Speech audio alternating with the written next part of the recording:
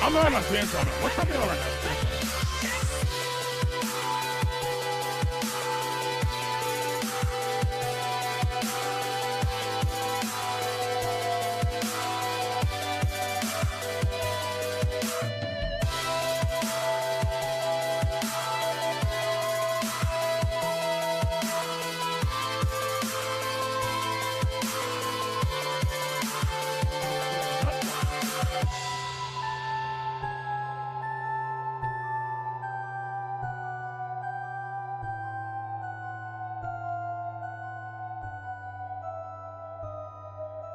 Yo, mic test, am I here? Can you guys hear me?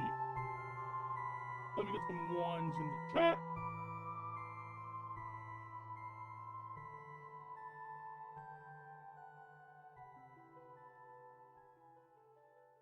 We here, ones in the chat, hello, hello? Hello? Hell, okay. Gundam Beast, I see you. Father, I see you. Okay, we good. Yes. Yeah, I'm behind as fuck on Chainsaw Man, man. Don't care. This last fight's so.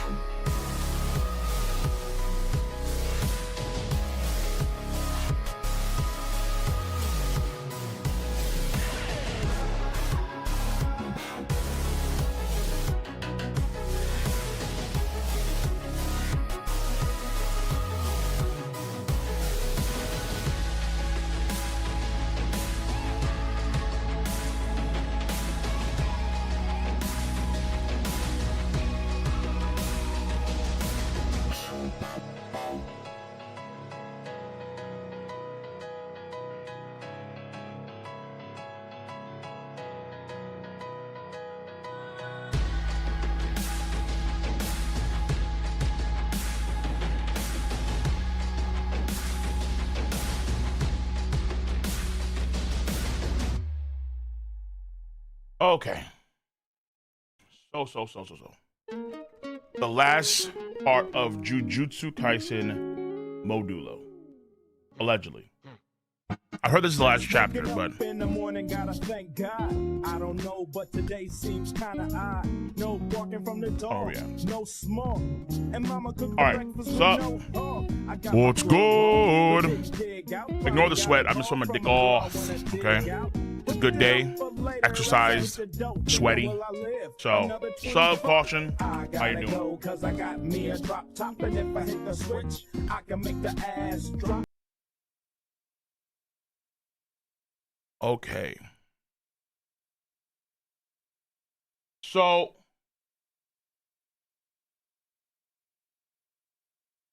the idea we had originally, Chainsaw Man, I do want to get a Chainsaw Man. Tomorrow though, I am getting to some more T-bait, and the VOD is going to be saved for members only. Of course, that's per usual with these webtoons. We don't fuck around. And then Chainsaw Man news. What's the Chainsaw Man news? What's going on, Chainsaw Man? I mean, I'm pretty sure, given where I left off, it's close to the end. It's gotta be close to the end. Okay, there we go. End in 2 weeks. Bro, Chainsaw Man Part 2 is absolutely an inferior product to Chainsaw Man Part 1. Part 1 was like really fucking good, dude. Part 2 is so far from. It's not even close. It's like, again, Part 2 at best is a 7 out of 10. Part 1 is a 9. Part 1 is just outstanding. Part 2 is cooked. All right. So I think, holy Christ, what was the last chapter? Give me a second. Now I need to know. What was the last chapter of Chainsaw Man that I read? Where are we at? Come here. The last chapter of Chainsaw Man I read was January 13th, chapter 226. And honestly, I've been in no rush. But what I'll do is that I'll try and read Chainsaw Man and Kingdom on Thursday, since we have no One Piece this week. I'll do those on Thursday. Yeah, that's all I'll do. Before we get into news and gaming.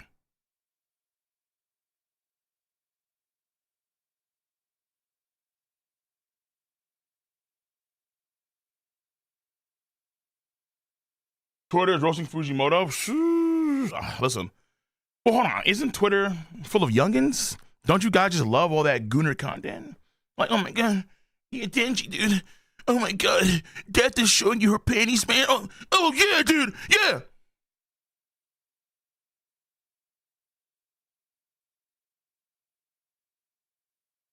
That's honestly God how I envision half of Twitter. Like, no cap. No cap. Yeah, so there are two big read-throughs that I'm going to be doing this year. Well, maybe not this year. One of them I'm actually doing before Vinland Saga. I'm actually going to reread because it's coming out apparently later this year, which I'm looking forward to tremendously. But it's going to be Siren.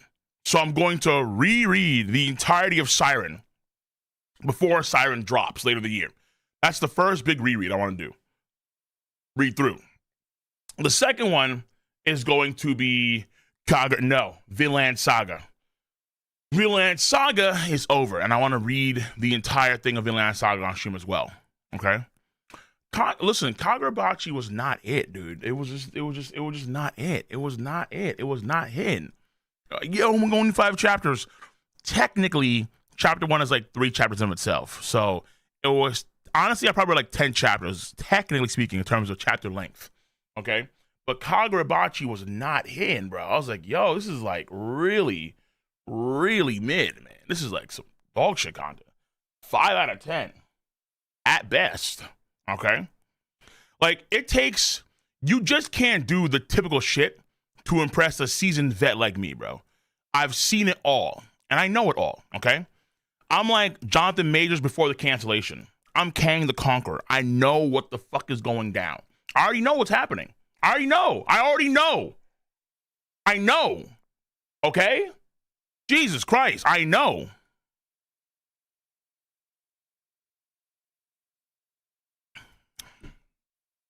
Maybe not the best comparison, but that's what I'm using, okay? No, One Piece was good, like, very early on. Like, I liked chapter 1, I liked chapter 2, and chapter 3, chapter 4. Like, One Piece, it wasn't great up until, like, I would say Baratier. But it was still good. It was still like a 7 or 8 out of 10 in, like, the first few chapters. Like, it's good. Kagurabachi off rip is just mid. Off rip. Off rip.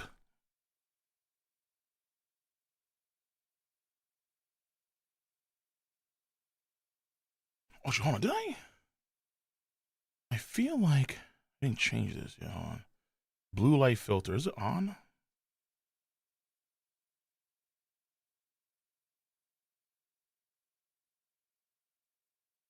That looks better. Either way, we have plenty of read-throughs to come on this channel. Busy year. I will get back to Kagurabachi. I'm just not sprinting back. In fact, what's that other story? Like Iki the Witch or something? I may even peep Iki the Witch, or what we'll call it, before I even go to Kagurabachi. Because apparently that's actually pretty good. All right, Ichi. They're not Iki. Yeah, Ichi. Apparently Ichi Witch is actually better than Kagurabachi. That's what I've heard. So I may peep that shit before I get to Kagurabachi. All right, like no cap. And then the Boruto fans, oh my god, bro. You know, oh my god, just legs quivering shit for Boruto. Like, brother. Hell no, nigga. Legs quivering. Ain't no way, bro. Ain't no way. Verses I do want to read too, but I can only read so much. You know what I'm saying? I have to do the content. So let's take it one step at a time, one day at a time. We're done with Kaisen 8. We're still going to be doing, of course, the read-throughs for Webtoons. I do want to plug through a lot more of the Webtoon content first, and I'm actually trying to find my old solo leveling streams and have those available for members and see how that goes. Either way, let's get into this chapter. So, in the last chapter, we ended off with Itadori Yuji. Eat a goat. This, bada bing, bada boom. So, yeah, the celebrity reactions, they're all over the place in my hard drive. I think I have all of them. I'm pretty sure I do. A damn shame that they got shut down by so many of the sites, but I mean so many of the Korean shit. But because memberships exist now, the idea is that I can put them on Patreon, have them for members, and they're saved perma. And paywalls tend to be a pretty good way of hiding a lot of that content because they're not public. And most of them won't do the paywall stuff anyway. So either way. Yeah, I mean, so I've been doing T-Bait so far. 13 or like 14 streams of T-Bait.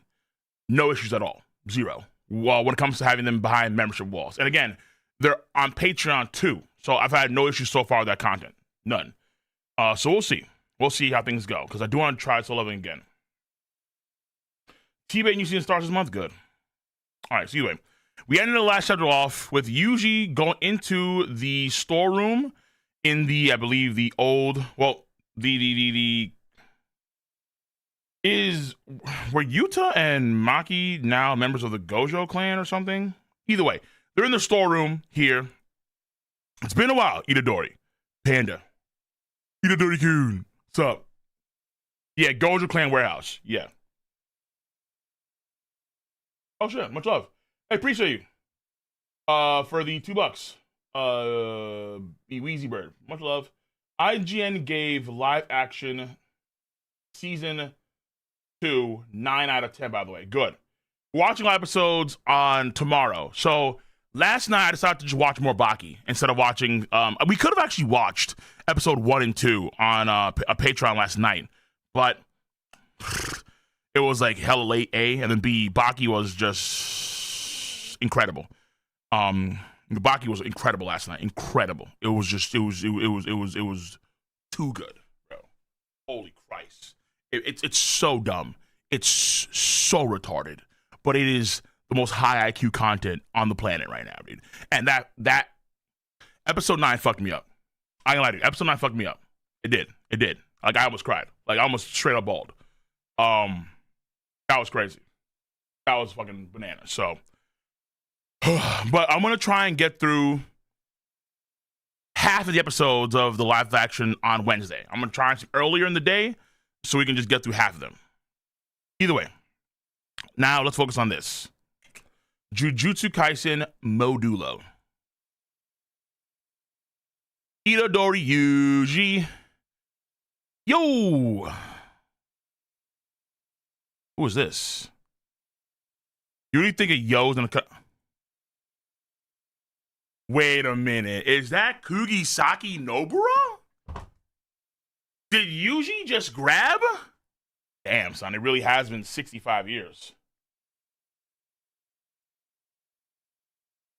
Yuji still on this Organization 13 immense hoodie activity. It's suns. We have a blue sky, sunshine, everything. Homeboy, still a cloak and dagger. Yo, Panda, here. You really think Yo was gonna cut it after he just disappeared? Shit. Gomen, sorry. So, Yuji had a hard time really dealing with the passing of time, obviously, because he's an immortal being now, damn near. What the fuck? Big Raga! Oh my god, please! Finish the fight! Finish the fight, bro! Oh my god, I can't believe it. They were so close. Oh, I can't believe Gege decided to not have this fight finish. Another domain expansion. We have no idea what it does. It's just there. It's just there. This Star Wars, like, Empire Star Destroyer thing, we have no idea. We don't know. Massive blue. How you gonna have a story where you usually have several powers that no one knows what the fuck these powers are? How? Panda. Oh yeah, the shark dude. Don't know who you are. Oh, the old dude. Bro, that really is like a final chapter sort of look. Yeah. Oh, look at this. Grandpa. Ui on that Mei grind set, freaky as fuck. The Rumelians, I guess Sumerlians, because you also have some Deskuntes. Other people. Deborah.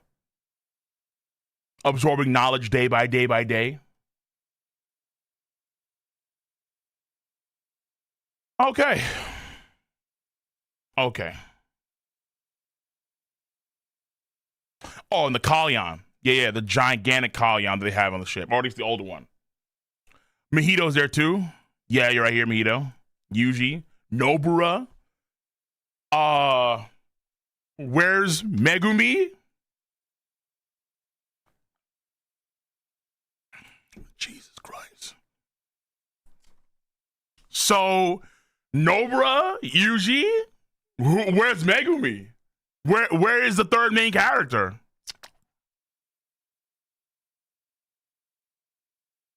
Nanimo Nagata? Nothing happened?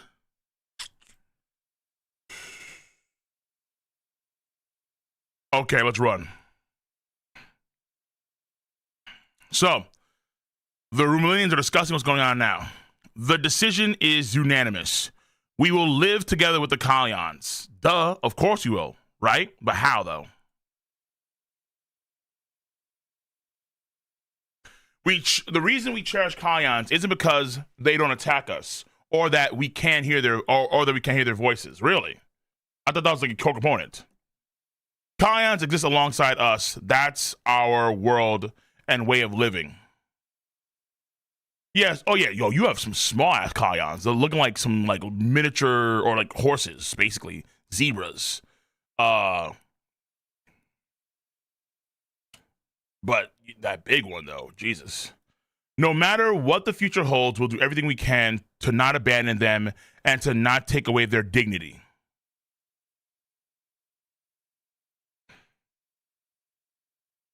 Okay, so Cross and Maru. together, and they all come to a consensus on what to do the Kayans. We wouldn't make the Kayans kill Rumilians, so the reverse should be true. Should be true. You're not too sure. That's a guess. Really? Man, Rumilians are amazing. I was prepared to take the death penalty if necessary, but it seems everyone feels the same as me. They did give us a lot of grief, though. Yelling at them like, you fucking idiot, dude. How dare you decide that? Kayans are our family. When you put it like that, it really hits home, huh? Bro, she was literally about to die, bro. She was Mahoraga's fucking vessel, man. Or sacrificial pawn. And then Deborah just goes to deep space because Chaos and Harmony are like, yo, teleport. Yo, wait, this has got to be just... I can't get over that.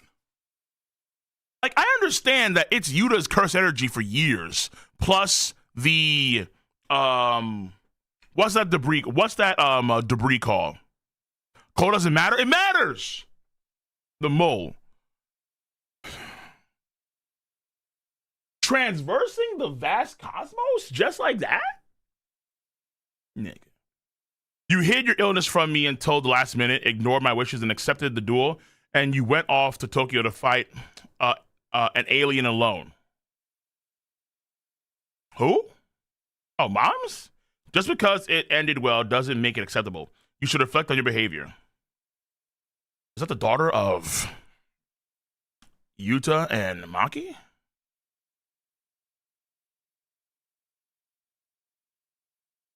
But you gave it your all. Giving birth to the two of you was the greatest honor of my entire life. Very different than the Zanin clan. And I'm sure your grandparents and your father are just as proud. But don't you dare worry me like that again. Yeah, family is important. Now, Yuri has their kids, I'm pretty sure. Huh, okay. Aw, you're being so honest today. Nudge, nudge. Shut up. Don't touch me. I was scared. Panda. The dad, yeah, of course, the dad.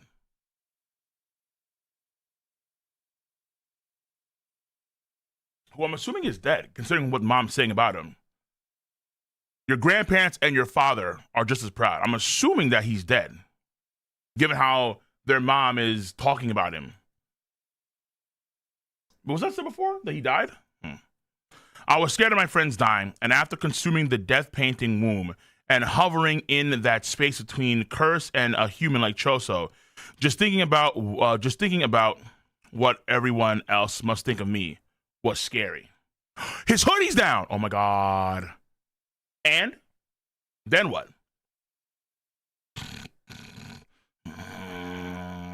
Like Panda's now a stress ball.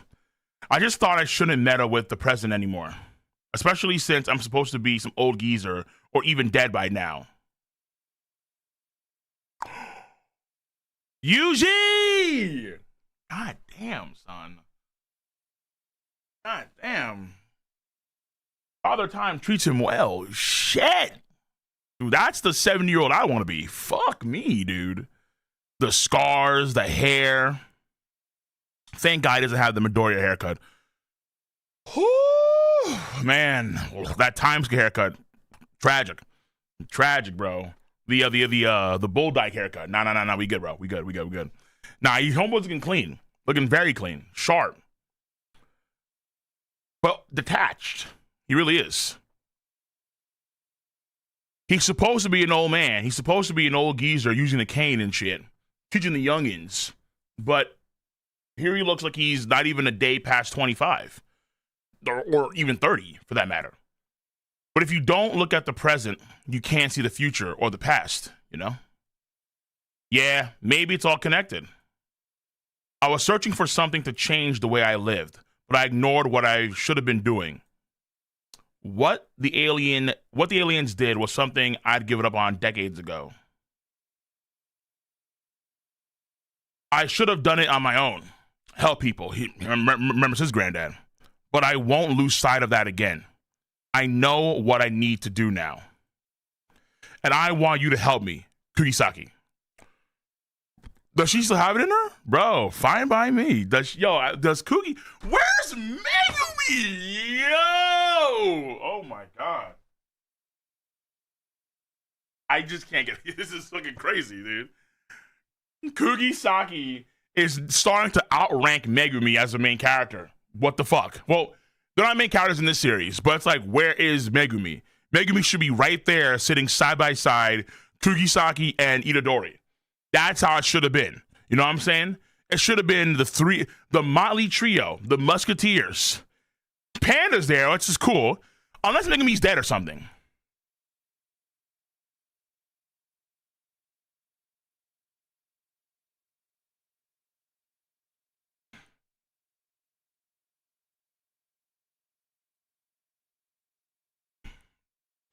Panda speaks. He dragged me out so he wouldn't have to feel awkward alone. But my entire reason for being here disappeared in seconds. Bro. Oh, hey, you can still talk? Sometimes. Must be feeling good today. Can't you inject Panda with, like, energy, curse energy, to revitalize the souls in his body or something like that? No? So anyway. Yeah, emotional support Panda, true. Yo, Megumi's like, dragon? Just looking east. Doing nothing. Bro, he saw the aliens like, man, that shit is crazy. And just walked away. Fuck, I can't. Since there won't be any new sorcerers born from now on, you and I should handle the countermeasures. Plus Toto. What? Wow. Whoa. Oh. Brother. You and I are the exceptions. Toto is getting glazed, bro. Toto getting extra. I like it. I ain't gonna lie to you. I like the Toto glaze. Yeah, Besto Friendo still here.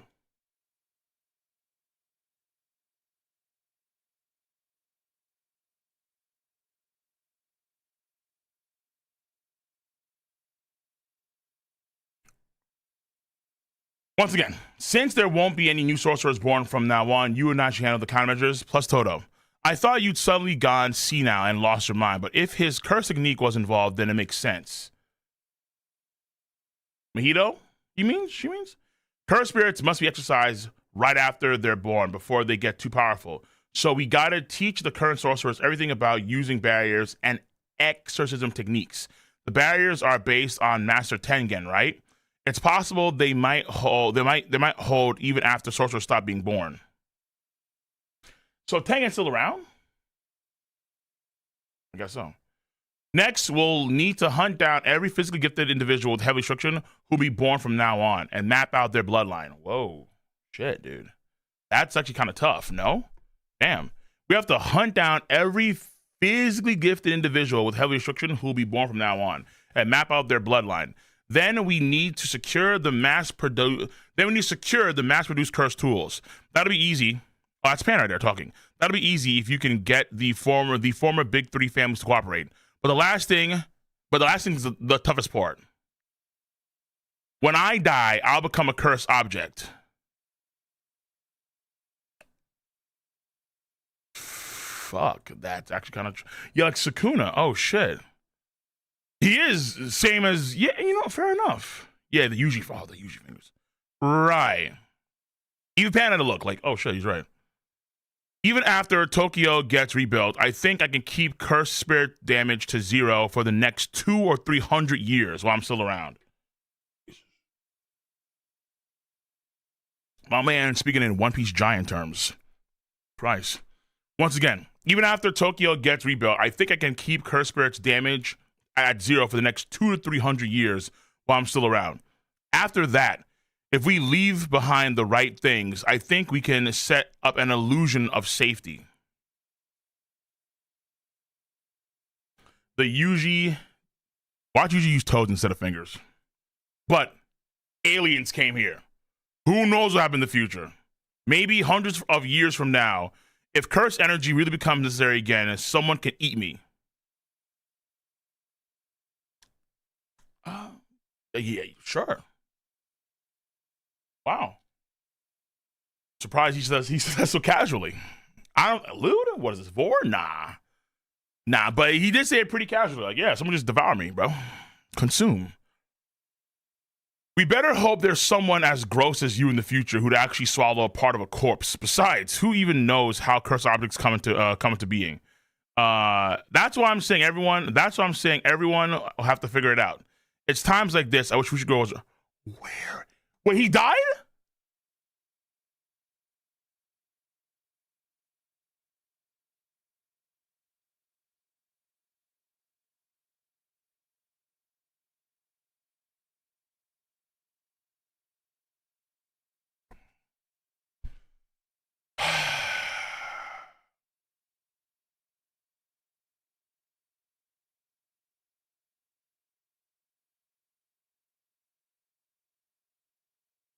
Even in a sequel series, he's still potential, man.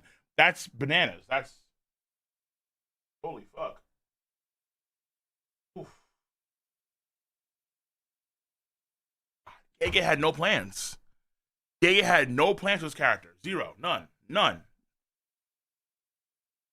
His potential always never reached. He's just dead. Yo, Kato, bro, forever potential, never realized. Bam, gone. See you later, sucker. Just he gets a one little sentence from Nobara. Really? You didn't have to do that, Gege. You just could have had him be a part of the clique in the same way. Like he could have been playing some sort of role in helping stabilize current Tokyo or something. Or overseas. You just killed him off? That's so disrespectful.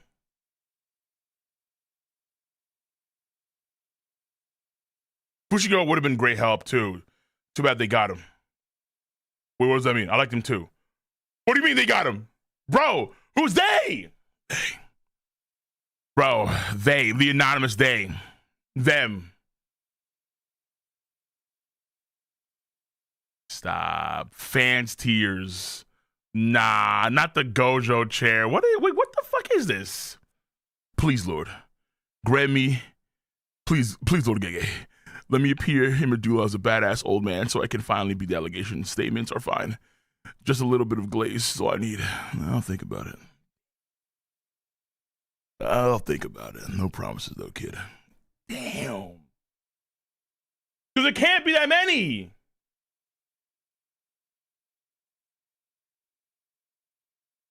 I'm just an onlooker. Kenjaku and I are not good friends. I just thought this whole thing might be interesting. It was just a hunch. Can you do me a favor? After all, you've killed me. Let fate toy with you. Become a clown, then die. Bro.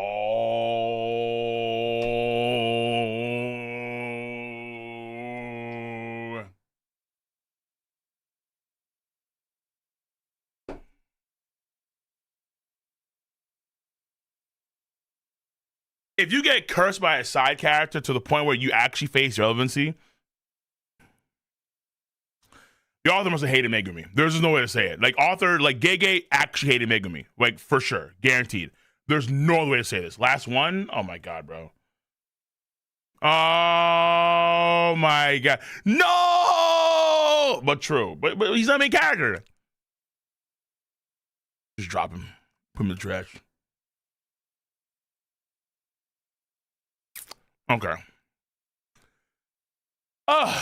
What a sad ending for Megumi. It's times like these I wish Fushiguro was around. I just got confirmation that all the cursed spirits in Tokyo have vanished. I can persuade the higher-ups with that fact alone. But just in case. Wait, you're playing Capture Jabalomo? Wait, excuse me? Okay. That's interesting.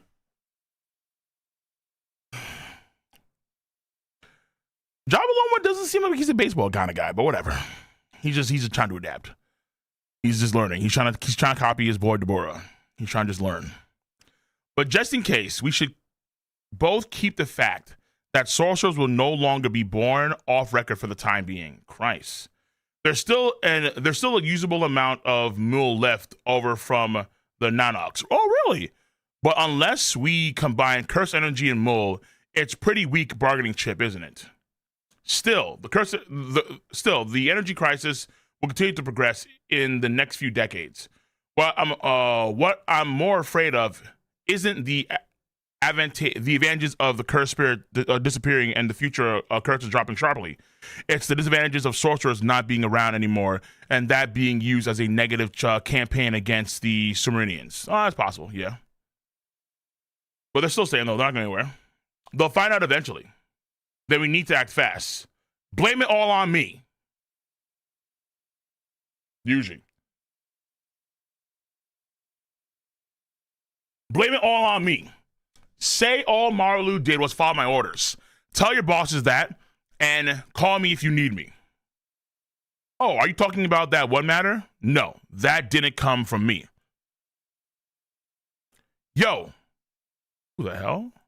So you have Yuka, Tsurugi, Marlu. Yo, I'm going to assume you all know this, but 69 years ago, great number, something huge happened in Tokyo, Japan, and the video of it keeps getting uploaded and taken down ever since.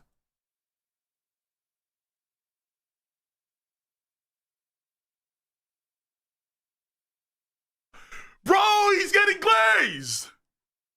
Big Rugger. Live stream footage of the GOAT. Big Raga. Anyway, the same demon who Satoru Gojo supposedly destroyed back then suddenly showed up back in Tokyo. Look, it's the same curse from 69 years ago. Yo, look at the feed, bro. The footage 69 years ago, Raga. Nowadays, Raga. And it's the same chant. Roses are red, and weapons against me won't prosper. With this sacred treasure, I summon Big Raga, the Op Stopper. So whoop. They call us a so whoop stream. Hell yeah. Let's go. Finish the fight. Come back, Mahoraga. I feel like this is the end of Wild Country. And everyone's like, come back, Kaido. Please, come back. It's the same energy, bro. Come back, Mahoraga. Please. True.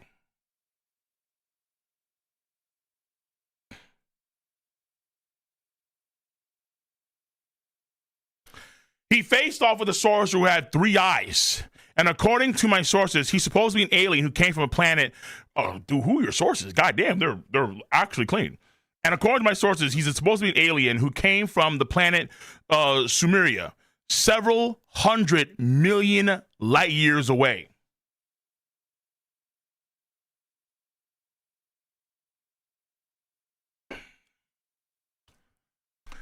Better than Pluribus. I'll put it like that. Better than Pluribus, because fuck them Pluribus niggas, bro. Fuck them. Okay, those guys are cunts. Actual cunts. This is better for sure. Why is an alien fighting a curse? Well, the alien must be a hero of justice. After all, he's fighting a demon in our place. Bro! Mad respect. I'm so moved. I can't wait to meet him. He's actually off-world at this point in time, unfortunately. But hey, maybe in the future, Chaos Army will do a thing again. Besides, if he tries to fly at sublight speeds, then it'll take him a few million years to get here, unfortunately. Maybe with Modo, he can speed that up.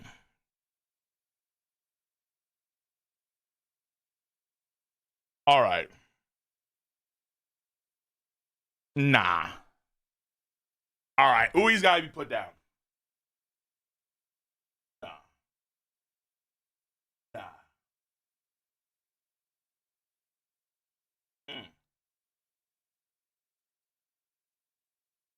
He's too comfortable with his grandkids. And yeah, you're right. Gojo gets mentioned again. Gojo gets some more glaze. Of course he does. So Ui and his grandkids who all kind of look like versions of Mei Mei. Wait, 3 daughters, right? Because they all look like, it's like he's trying to recreate Mei Mei to, bro, I hope they're not inbreds, bro. I really hope that, bro, he's in Mei Mei's body code. Is he? I don't think he is. I mean, because his physique is not feminine, it's masculine. Yeah, it's clearly a male physique. I don't think he's in his body. But this could be Targaryen activity. That's possible. I won't deny that. Yeah, that's of course. But I'm pretty sure the Japanese love the Targaryens. I'm willing to bet that.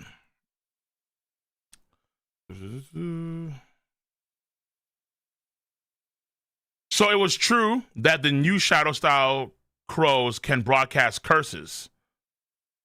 I'd really prefer if they didn't. Damn, okay. Oh, that was Ui Ui's doing. That's why there's video feed of that shit. Why are you playing catch today? Playing catch was kind of boring when you're a kid, right? But it was fun when you're growing up. Getting a light exercise for your blood flow, chatting about nothing in particular as you toss the ball back and forth. It's a form of communication you can actually see. Okay, so again, the Rumelians on that baseball activity. Okay, get the blood flowing, chat back and forth, communication. All right, I like that. It's perfect for talking, and it's perfect for taking the time to get to know each other simultaneously. Is that the reason old guys suddenly start playing golf? True. When it comes to countries or ethnic groups, the individual is often overlooked. But people don't exist for the sake of a country. Countries exist for the sake of the people. Somehow we end up forgetting something so obvious. Like that. Whether it be off-world or on-world. There are so many challenges piling up. That's exactly why. Oof. Moments like these are important, where we can come face to face and confront things together. Catch. Our curse techniques, chaos and harmony, I think they're actually more like a wish. Some genie shit. I mean, honestly, considering what you were doing, yeah. It was like you were making like 15 different wishes and they were all being granted. It was crazy.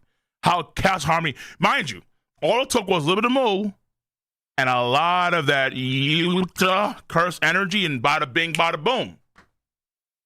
Fucking crazy. A bright future and happiness for everyone. We all wish for that and chase it. And we might hurt others along the way. Still, I hope that we can continue to wish for our own happiness and for the happiness of as many others as possible too.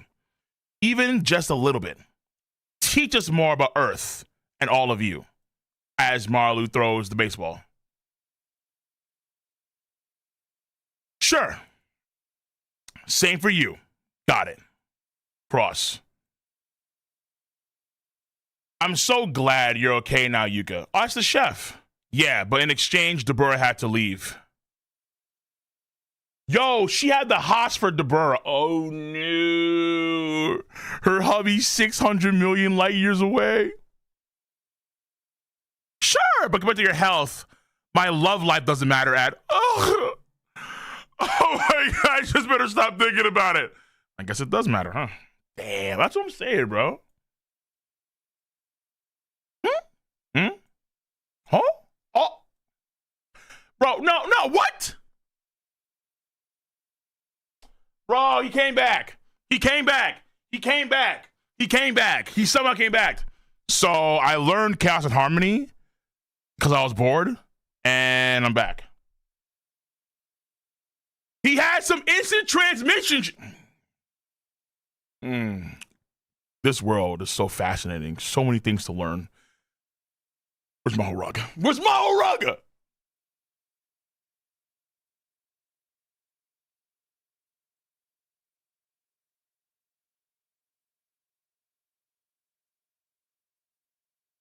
The same sound effect when Deborah hit his horns on top of the door frame, it's the same sound effect here.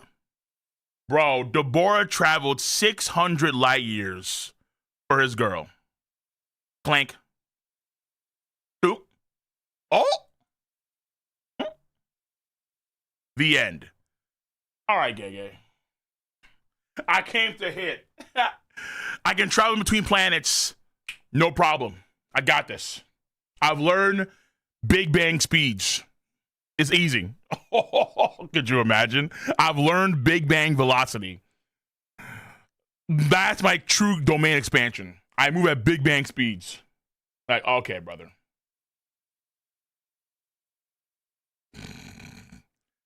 How many of the boar fingers do you think you can handle? Well, I'd say about 8 or 9. What the fuck? What? That's fucking crazy.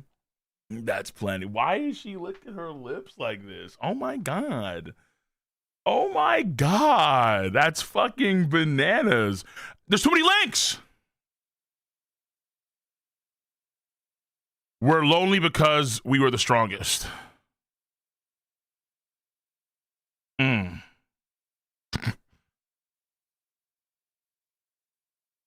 Wait a minute, Yuji. Hold on. This is not true. Gojo didn't like, what's your name?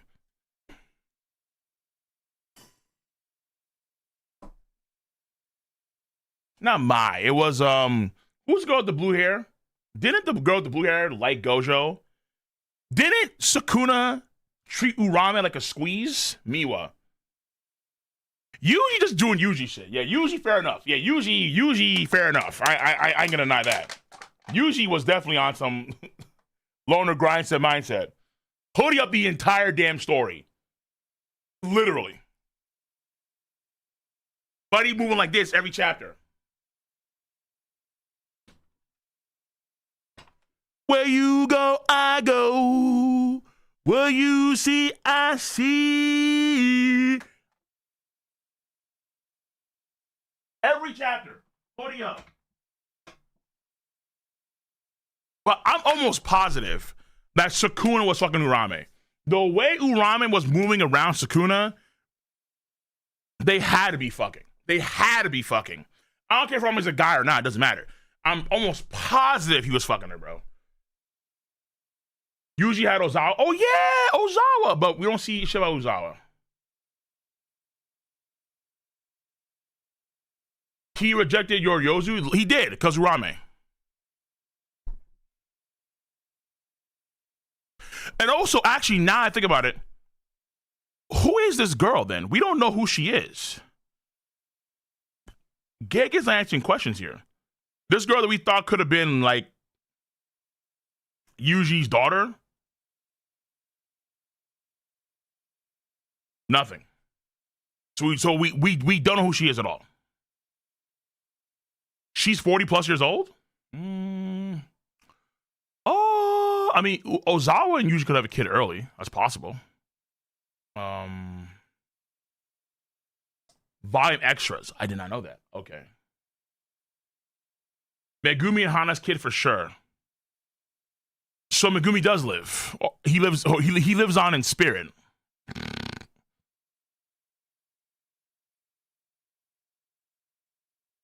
Nah, honestly, considering Gege and how Gege treated Megumi the entirety of the story, and also in this sequel, yeah, I don't know, bro. I don't know. I'm more inclined to believe this is the case. Dana Kaisen and the Miga Guni's ancestor is...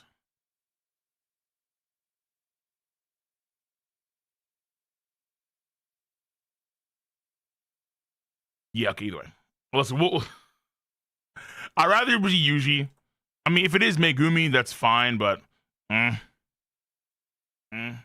ending... Oh, DNA test. Oh, my God. I said Dana. Jesus Christ. DNA Kaisen. Okay, holy shit. Wait, put the dots there, you fuckers. Come on. DNA Kaisen. And the Miyaguni's ancestor is... Put the dots there, you fuckers. No.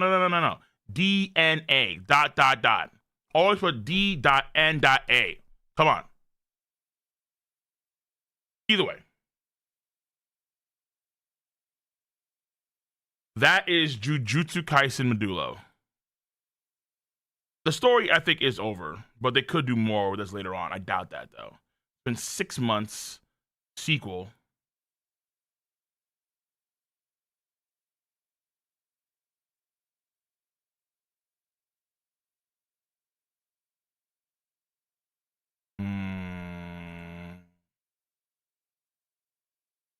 Yeah, I can't glean much of this anymore, other than the fact that you may have Homeboy Deborah back somehow, but it's not just leave it. I mean, I guess Gege likes leaving things some things open ended. That's how he writes. It's very unsatisfactory, that's for sure. I won't deny that. But every author is different. Can't necessarily say that's a bad thing, because is it necessary for the plot? No, that is a fact. Whether or not DNA Kaisen, for whatever her name is, that doesn't matter, really. Megami doesn't really matter either, because the plot never really required Megami. Toro was mentioned in passing. Fushiguro was mentioned one time, then he died. Various things of that sort, too. It's like, I can understand why things are left open-ended in some respects. But again, it is very, in a lot of times, I mean, dude, Maho Raga versus Deborah, I mean, that's something you definitely want to see in full, but then if you saw it in full, then, Yuka does die. So we had a thought process that Yuka would actually survive, and people knew, or people had a very good inkling that the fight be interrupted somehow, some way, and it was. The way it was done was fucking insane. It was absolutely bananas. Harmony and chaos. Okay, stop the fighting, because you have to do all this stuff, and we need to transfer you back to your home world. It's like, oh, sure? The fuck? So, who knows? Either way, I don't think Gege is truly doing JK. We'll see. Open-ended, unsatisfactory in many respects, but in other respects, very, very good. Very, very good.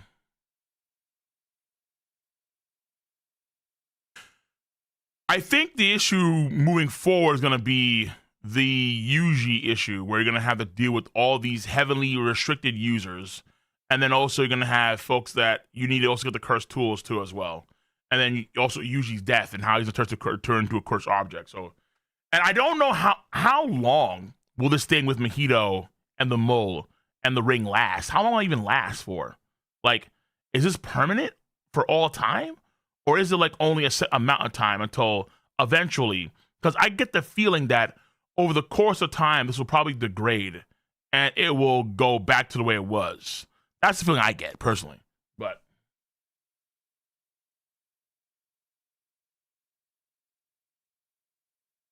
the Silent Difference sequel, yeah, exactly.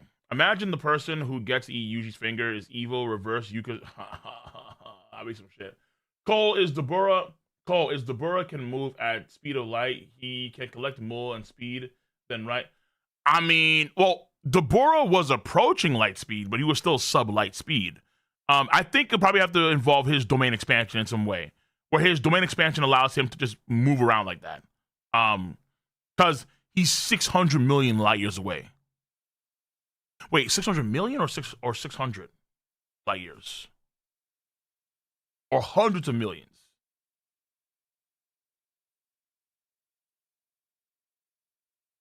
Because now we're talking about like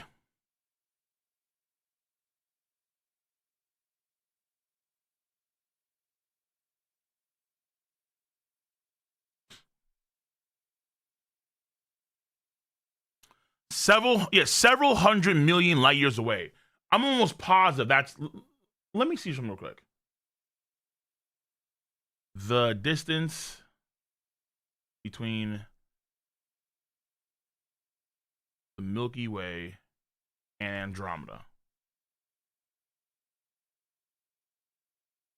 So, Andromeda Galaxy is 2.5 million light years away.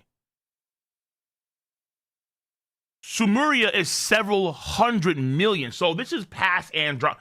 This is a galaxy that's like very far from us. And they cross that shit here. No.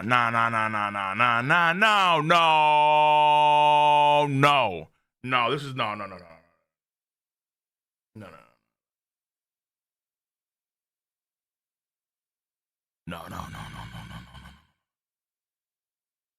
No, dude. Wait, this is bullshit, dude. Wait, Chaos and Harmony are way too powerful, bro. Like they had to open up some sort of wormhole. There's got to be some sort of wormhole, because that's fucking bananas, bro. Okay.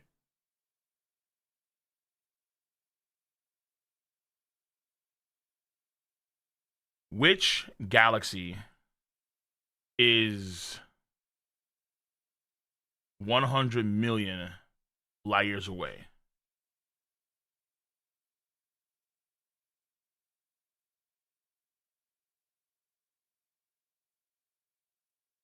No. Andromeda, as crazy as it sounds, the Andromeda galaxy is way too close. When you say, I mean, maybe that's a figure of speech. Maybe. But when you say several hundred millions of light years, you're beyond the Milky Way at that point in time. You're well beyond the Milky Way.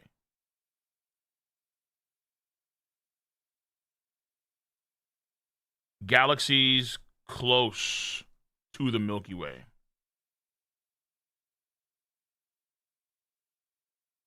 The Milky Way is part of the local group surrounded by satellite galaxies and a few major neighbors.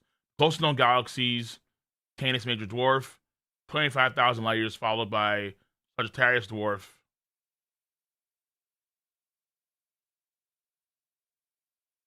Bro, so this is even beyond our local cluster. Dude, no, this is fucking nuts. Wait, what? Okay, you know what? Just fuck it. Whatever. Magic. Magic. It's all just magic. Fuck it. The Milky Way is 200 million light years across.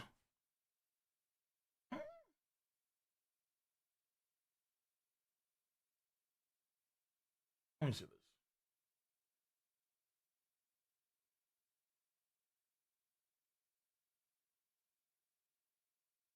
The Milky Way is 150,700 light years in diameter.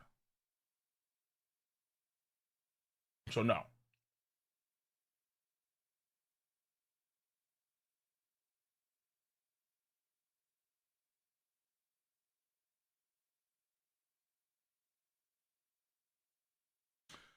The Milky Way is a barred spiral galaxy approximately 100 to 200 light years in diameter. It's 100,000 to 200,000 light years in diameter.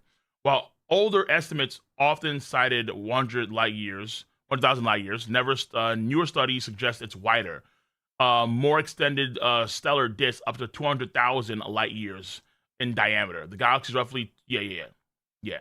And also, the galaxy is also 1,000 to 12,000 light years thick.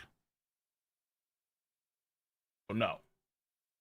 When we say millions, like hundreds of millions of light years, then you're beyond our local group of galaxies. Magic. It's just magic. So either A, it's a figure of speech, and they're actually from a planet within the galaxy, which I think is more likely. B, magic. Just magic. C, bullshit. Chaos and harmony. Bend space and time on some Stargate shit, and then we're going to a whole new galaxy. We're going to a whole new galaxy, bro. Like far, far away, past Andromeda, bro. Okay. And somehow he's here. He's back. Maybe he left some sort of like air tag, some sort of cursed air tag on planet Earth, and so he can just come back where he wants to.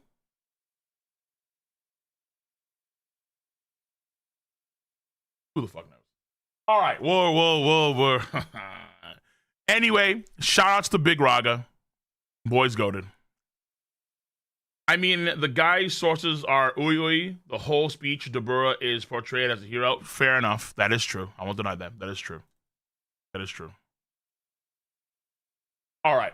Let's see what we have. I'm going to do a little bit of tier 3. And then maybe some gaming. Depending on. Yeah.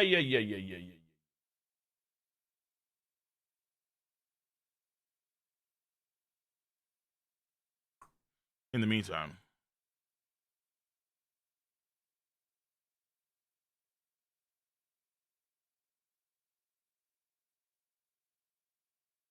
Let's do a little bit of tier 3, see what folks have to say about this chapter. If they're in, if no one's in, that's fine. Whoa. I'll do get some news. Yo. Sub go. What's crack-a-lacking? What's your rating for the chapter? It's okay. It's not like anything crazy. I mean, I did, because obviously with Gege's writing, he leaves things open-ended, but I think it's okay. Oh, okay, chapter. Yeah, I mean, it's nice. It's not the greatest ending I've seen. Mm-hmm. It's not like Toriko where it's like, holy shit, here we go. No.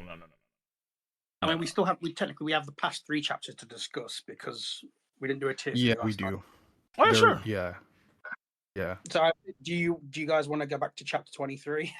Because that's kind of where everything kind of just changed. Yeah, we can. Yeah. Chapter 23 is when we have like a hard time remembering the chapter though.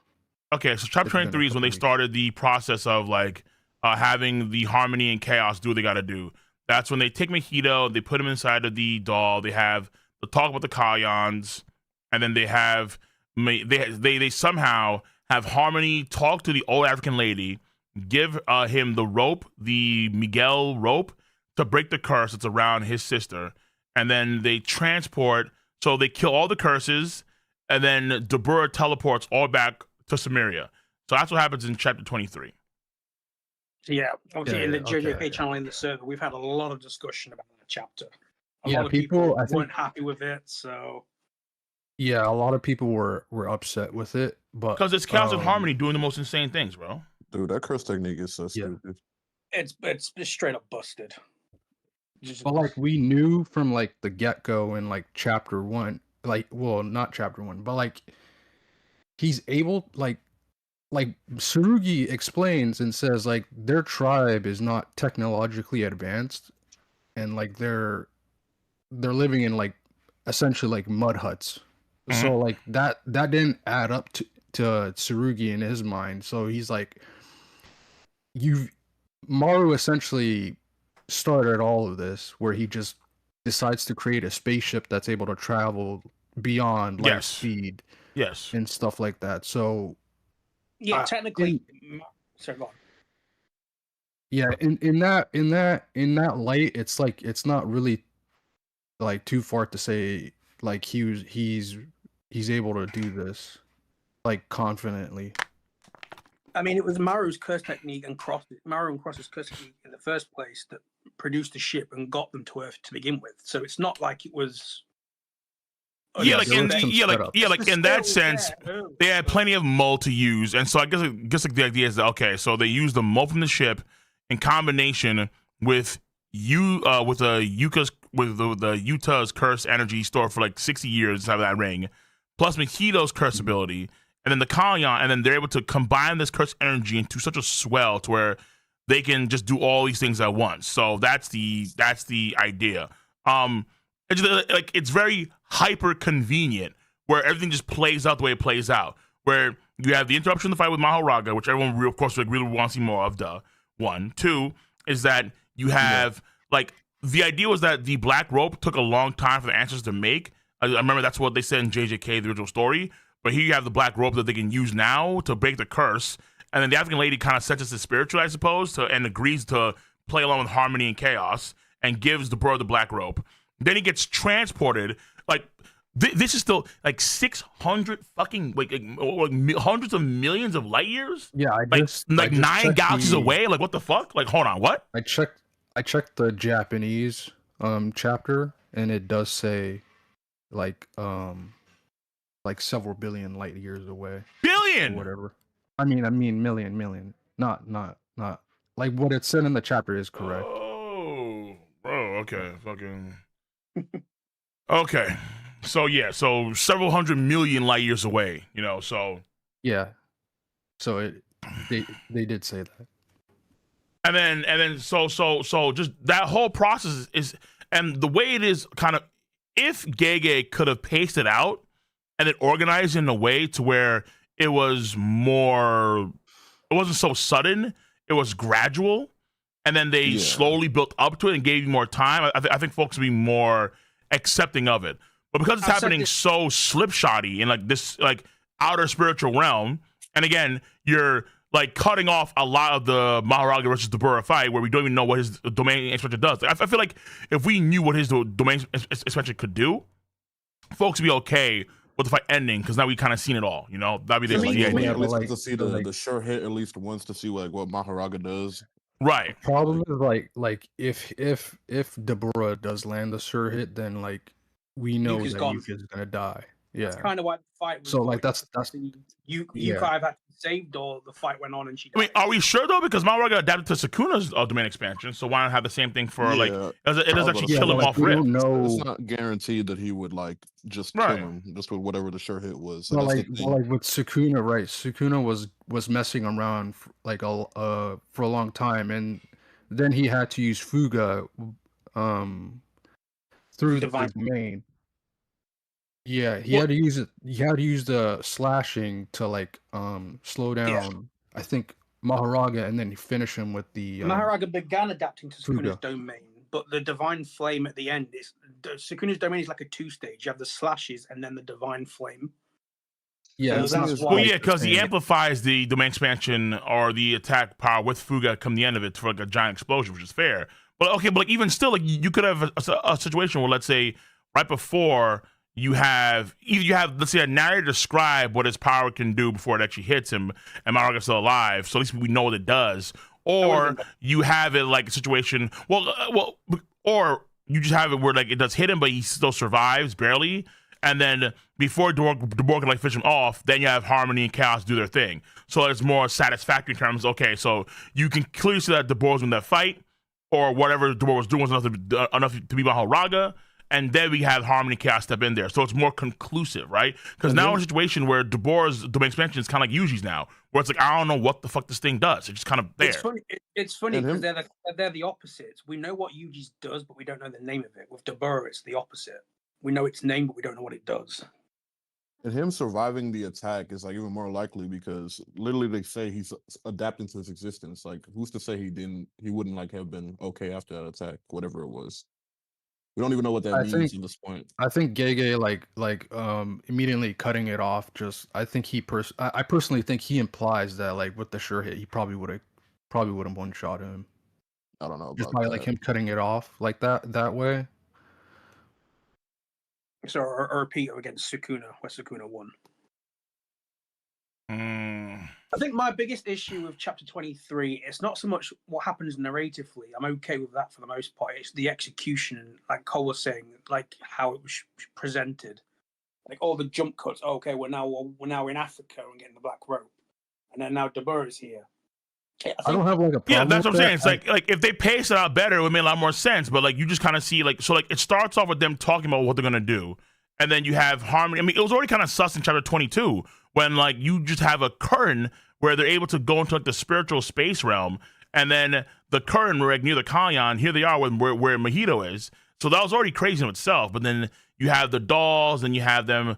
So you have like the cursed energy. You have the Kalyan talk to Marlu, and then after that we covered Africa, and then you have Dabura who was fighting all of a sudden now talking to the person in Africa. Then he's now in the space. Now it's like the spiritual realm that they're in is kind of like connecting every place at once, even including their own home world, which is bananas, but that's what's happening. So I think that space, I don't know if it's mentioned that like the soul realm is specifically it's like if it's a gateway just for Earth or for the entire universe. What the fuck?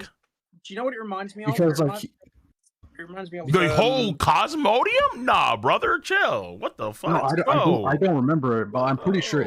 I'm pretty sure it's just Earth. Yeah, like they said that all souls have to pass apparently through Japan. Through like you know what it reminds me of? Yo, what's up? It reminds me of Dragon Ball. Like what? Like Snake Way or something? Yeah, Snake Way. When he died, all the souls pass through there, and he has to judge them. It's just located in Japan, though. Yeah, it is similar to that. One-way gateway. Well, I mean, I guess because the idea is that Japan is the place that has the most activity with souls and cursed spirits. Yeah, cursed energy, right? That's the idea. But which is fine of itself. But so like, I can understand the whole African thing in terms of okay, like it just kind of cursed harmony and chaos.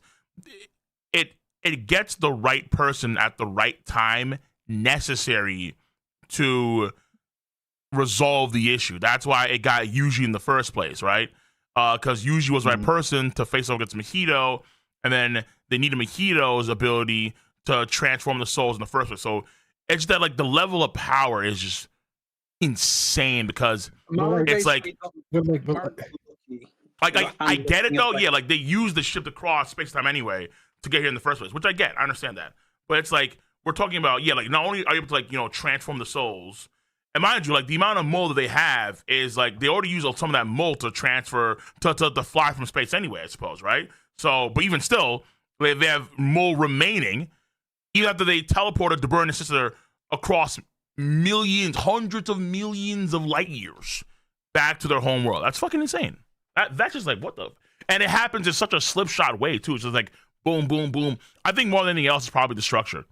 I think that's probably the biggest issue. Like, more than anything else, just the structure. I will say he would like, have been able to have gone to like chapter 30 at least. Like, then he would have had more time to pace things out better. Right.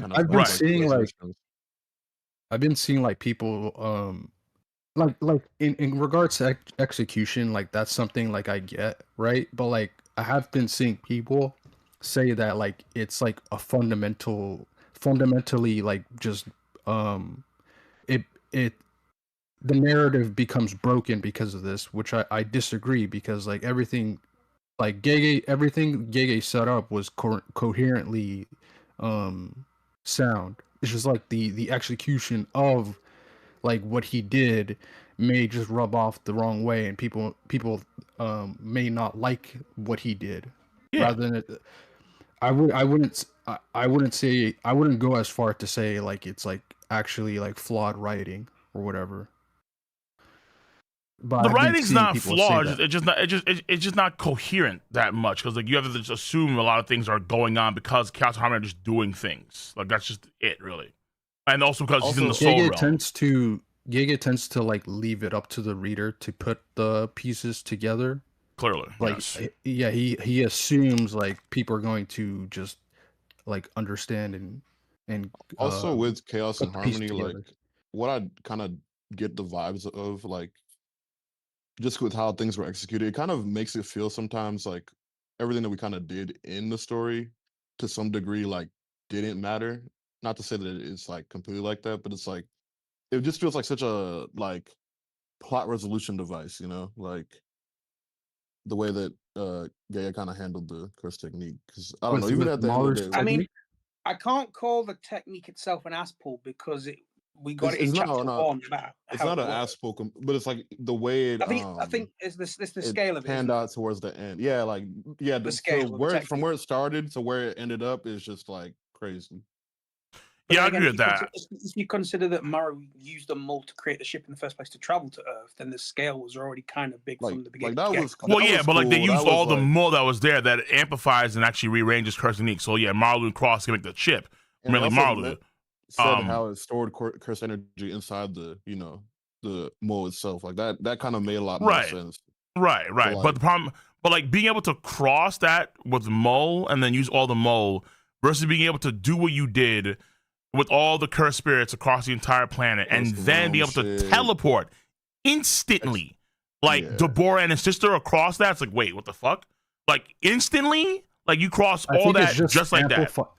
It's amplified, like it's an amplified version of what Tsurugi. I mean, with what Maru did in chapter 1 with Yuka to find Tsurugi. Like it's just like a boosted version of what he just did. Yeah, but this boost is insane. Yeah, I posted the panel. Yeah, I agree. Where's the panel? It's in the text channel for this VC. All right. Also, like a lot of what Maru is doing in the like him getting to like the soul realm, it's just I just see it as like a mimicry of what Kenjaku was doing throughout the culling games, because he was able to go through the soul realm and he was able to set up like barriers and like meet up with people. But in this case, Maru is just doing the same thing, but like for like just meeting up with Mahito and Yuji. Yeah, but so, think about it. Like the process, but think about it. Like the process by which we actually have that play out in the original story is way longer.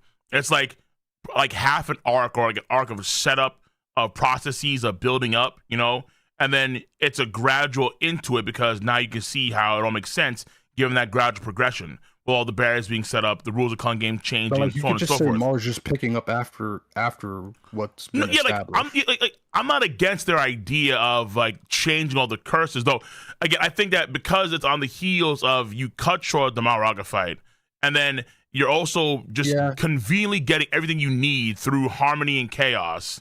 It just feels like it's way more. It feels way more Mickey Mousey compared to like what you see with the Ghetto. You know, where Ghetto didn't have that. He didn't have these assets, so he didn't have chaos and harmony that could just make things conveniently happen for him whenever we needed to. Because he had ooze of curse energy and ooze of, you know, shit. He had the he had the older curse users. He had Sakuna if he needed to, like all that kind of shit. So yeah, the culling games to build up like the curse energy for the merger. Right.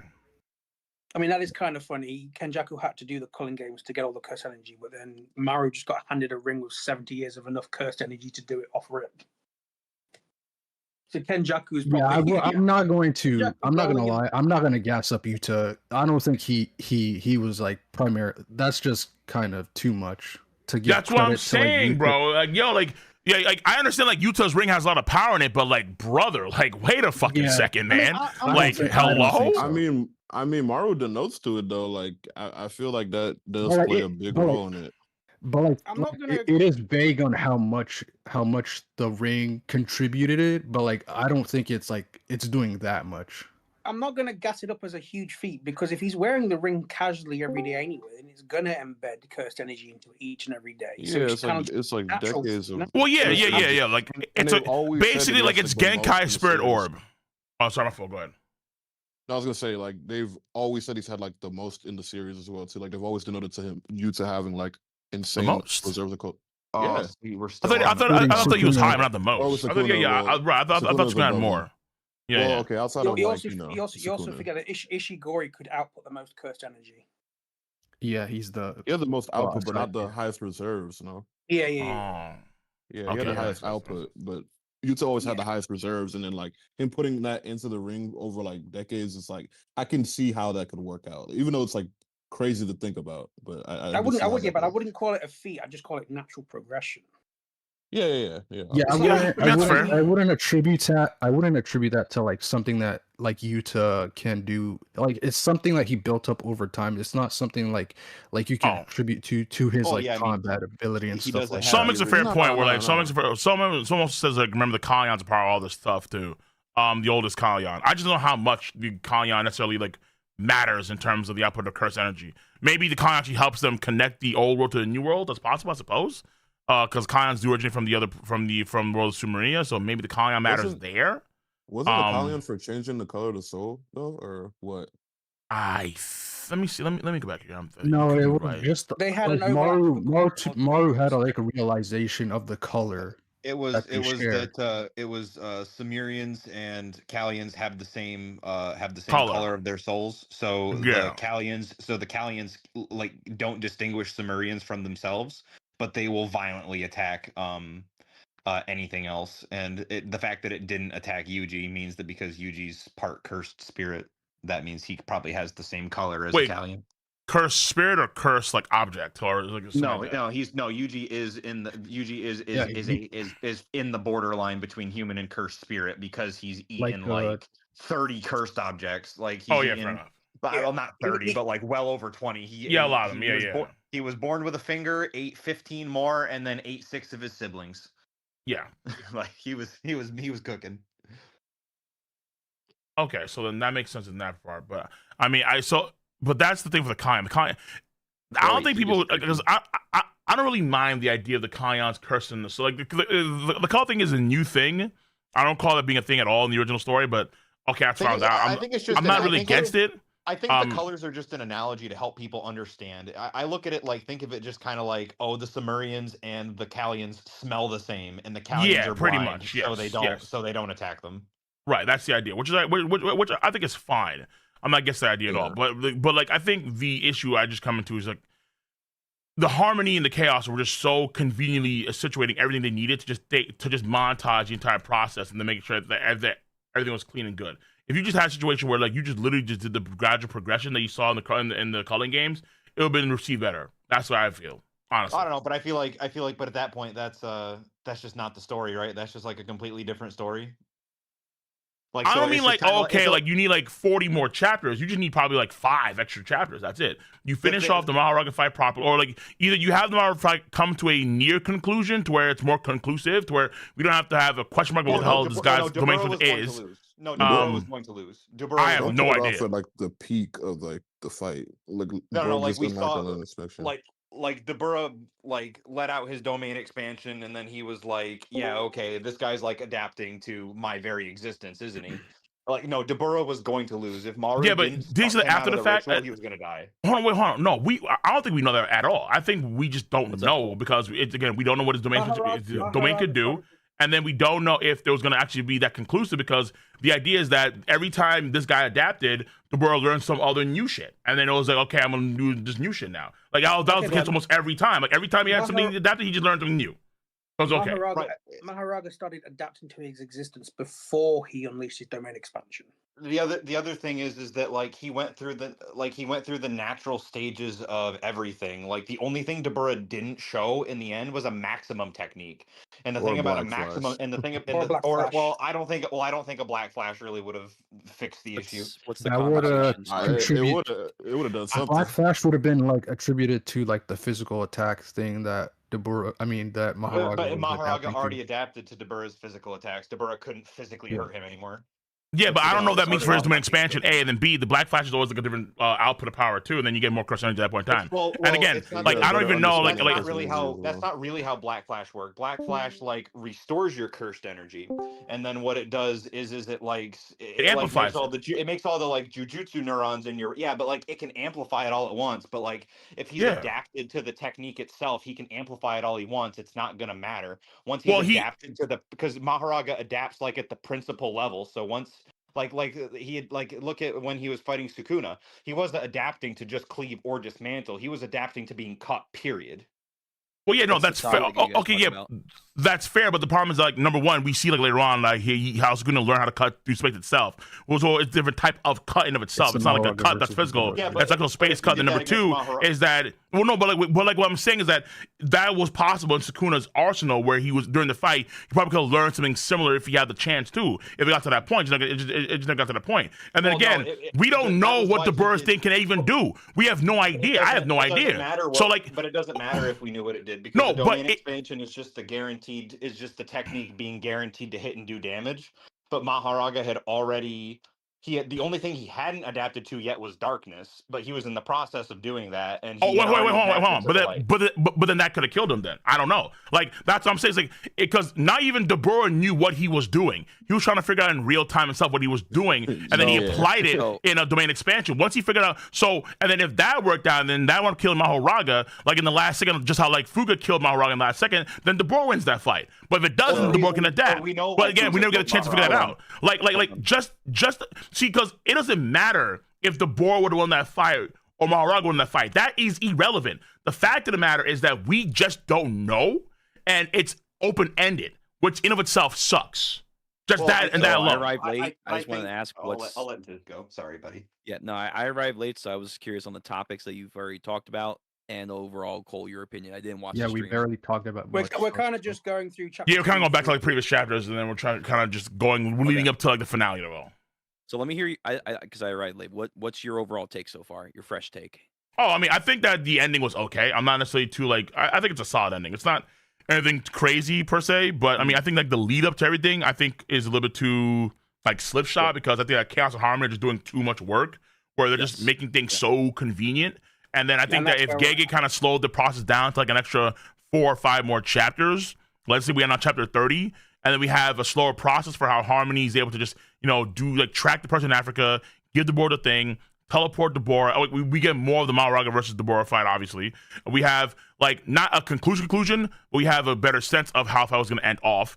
And then after that, we have, these things play out. We have so I think that he could have slowed down the pace of everything to like add another 3 or 4 chapters, and I think that would have been a lot better off for a proper conclusion. The 3 words that come to mind for this ending, I feel, are perplexing because there was some stuff that kind of was interesting on the direction that they decided to go, as we like talked about, like with curse energy. Like, why couldn't you just make a reverse curse energy? The other words I would say is lackluster, because I definitely felt like it wasn't a bad ending, but there was still kind of almost like a deflation by the end of this, especially, I'm sure, as you guys were already talking about, Maharaga versus Deborah, and maybe even a little bit of some Yuji stuff, but that's, we'll get into that. And then lastly, for sure, it felt rushed. It felt like the last 4 or 5 chapters, Gege or someone in his party said, hey, so remember that 6-month deadline? Oh, yeah, you're right. Time to zoom, baby. I'm very surprised Shonen Jump and Shueisha didn't beg Gege to extend the series. I am very, very shocked. I think personally, they did. He just personally, I think he might have, like, the way you guys are saying it's rushed. I think he probably had a constraint on like the chapters he was allowed to put into the volume. That's probably why they. Also, Iwasaki was like dying after only working on it for 6 months. He was having some issue. The chapters color really. page spreads. The artist, the artist got really. The art was phenomenal. So damn, he put his art whole just life kept getting better and better and better, and he just kept getting. The last 3 chapters, he put out 3 color page spreads. He like put his, he went hard.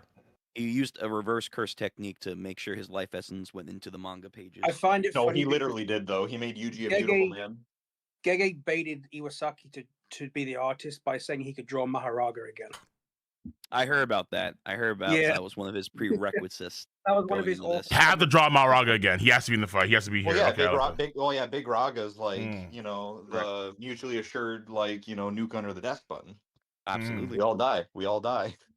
So, I guess one thing I will want to definitely talk about the most is I feel like, for sure, like you mentioned, Cole, chaos and harmony, I feel like was a little too much by the end of this.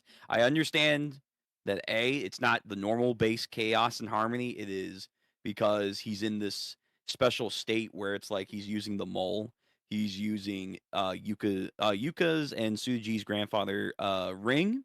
They're also using, of course, Mahito. They're using all these factors and stuff. The Kion's there too, doing some stuff. Mahito part makes sense out of everything. And I get all that. It's just the way that it just somehow is trying to stitch these chapters, even some of the direction of how the chapters are flowing, just for us to be like, oh, hey, why is it just randomly cutting over to Africa? Chaos and Harmony's doing some stuff. Look at Cole's stream right now. Like, it's literally what that is. Yes, my plot resolution technique. I haven't used this since Samurian era. Crazy picture. If you want to be completely accurate, there wasn't really a whole lot of chaos going on. It was mostly just harmony. No, right. Where was the chaos? Where was the chaos? No chaos, only harmony. 4 times and went to bed. Turned off the chaos. Hold on. I think because Maru's curse technique designated Yuji as a necessary aspect of harmony, so I'm assuming Mahito was the chaos aspect. Squelched quite easily. Pretty harmoniously. That's not what I mean, though. That's not what I mean. The Maru's technique is harmony. Cross's technique is chaos. They share. They're twins, so they share a technique.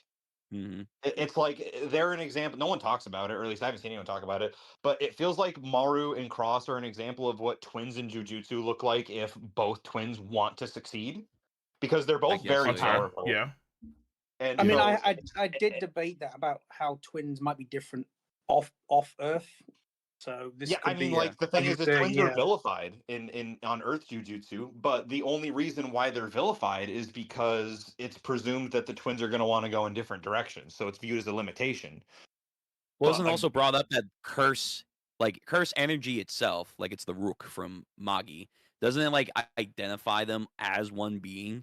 But because they're 2 individual beings, that their curse techniques, if both of them have them or not, is not as strong. Or in Maki's case, she couldn't reach her peak because the universe as a whole only recognized her as one person. It was because Maki never wanted. It was because Maki couldn't get better because Mai never wanted to improve. That was literally it. It had nothing to do. He was content being where she was. It was like. But also too, it was like they shared cursed energy, but Mai had most of it, and Maki just had a little. Yeah, and also too, I think because That's why it's like it's hard because in this case here with Cross and with Maru, because they're aliens in a world that has like a stronger connection with cursed spirits, they are both to have like they're both allowed to share like a large amount of cursed energy between each other, and as twins they can just utilize this cursed energy in different ways but freely. Whereas with Mai and Maki, it's like one had to take more than the other, which is why ultimately they had to remove all cursed energy from Maki. Because the abundance of cursed energy is not the same compared to what you see in the other world. The other world just had more because they had Mo, they had Kalyans, they had the same color soul as cursed spirits, shit like that, you know. Mm-hmm. So the other twin example people tend to forget about is Sukuna and his twin, because that's what I mean. That was being vilified. Sukuna cannibalized his twin in the womb because he had like a fucking Yujiro Hanma moment where it was just like in utero he was like, I need to be the strongest. Like fucking. There you go. Yeah. So is that an Earth thing though, or are you trying to get at Raph? I mean, are you trying to say my point is that they're twins who share a curse technique. So, but Maru's is just harmony, Cross's is just chaos.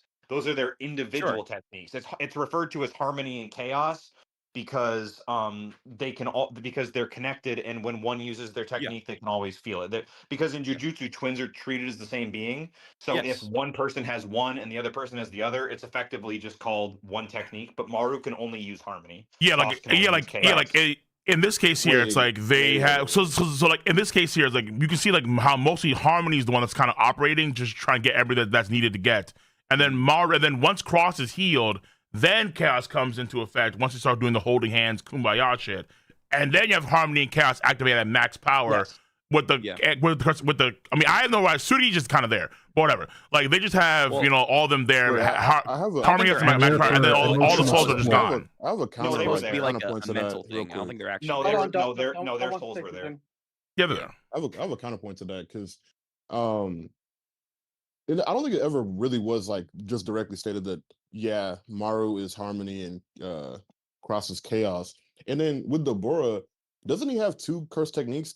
Didn't they say it was light? No, and he has one curse tech. It's one curse technique. Yeah, it's one. Just that his curse. He has two curse techniques. Yeah, he has two. He has a genetic one that's for the Deskuntes, where they have like a sort of weird, malicious, sort of like killing intent one, and then he has the light shit. Yeah, so he has two. I was saying because then, I mean, isn't it just possible that Sumerians they do have like more than one technique?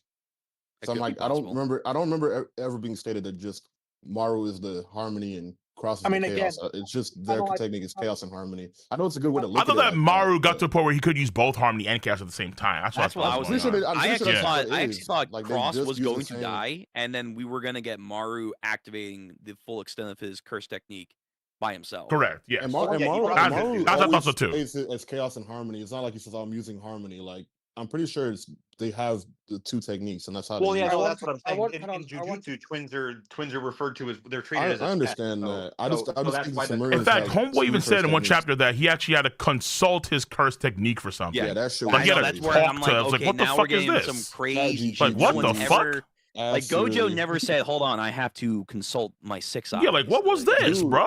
Megumi, even using 10 shadows, has never had to say some shit like that to us. Yeah, I gotta consult the shadows to see what they have to say. Oh, what the fuck? That was crazy. Again, like chaos and harmony, as it first started out, it's a very cool concept, especially for twins to really use, like you were going to Raph. But by the end of it, I think for sure Gege was using this as not a plot convenience per se. I don't know what the right word would be, but it's definitely like, hey, the pieces are lining together. I can wrap this up. A plot device. The whole story is built on that curse technique. It is absolutely a plot convenience. Harmony and chaos allows them to create the ship of Mull, so it can traverse the entire space of time. They're allowed to also go over here. And then you have harmony. You also bring in the right folks that are needed to help resolve the situation with the cursed spirits and the Kalyans and it's just about whether you think it's good or not, right? But you can see over the course of time, it's like you find out after the fact about how things happen, and then you see the uses of Mull being used, so it's more believable there. But then when you have this happening in the last 2 chapters or 3 chapters, and it's happening in such a slipshod way where, and again, it's cutting off prior content that people really want to see. I think that's when folks really become disgruntled. I think rightfully so. Yeah, Yeah, no, I absolutely agree. I feel like I do think we were owed at the bare minimum to see the conclusion of Maharaga versus Deborah. I understand people will probably argue, well, it didn't really matter in the end because Maru was just going to separate them anyway.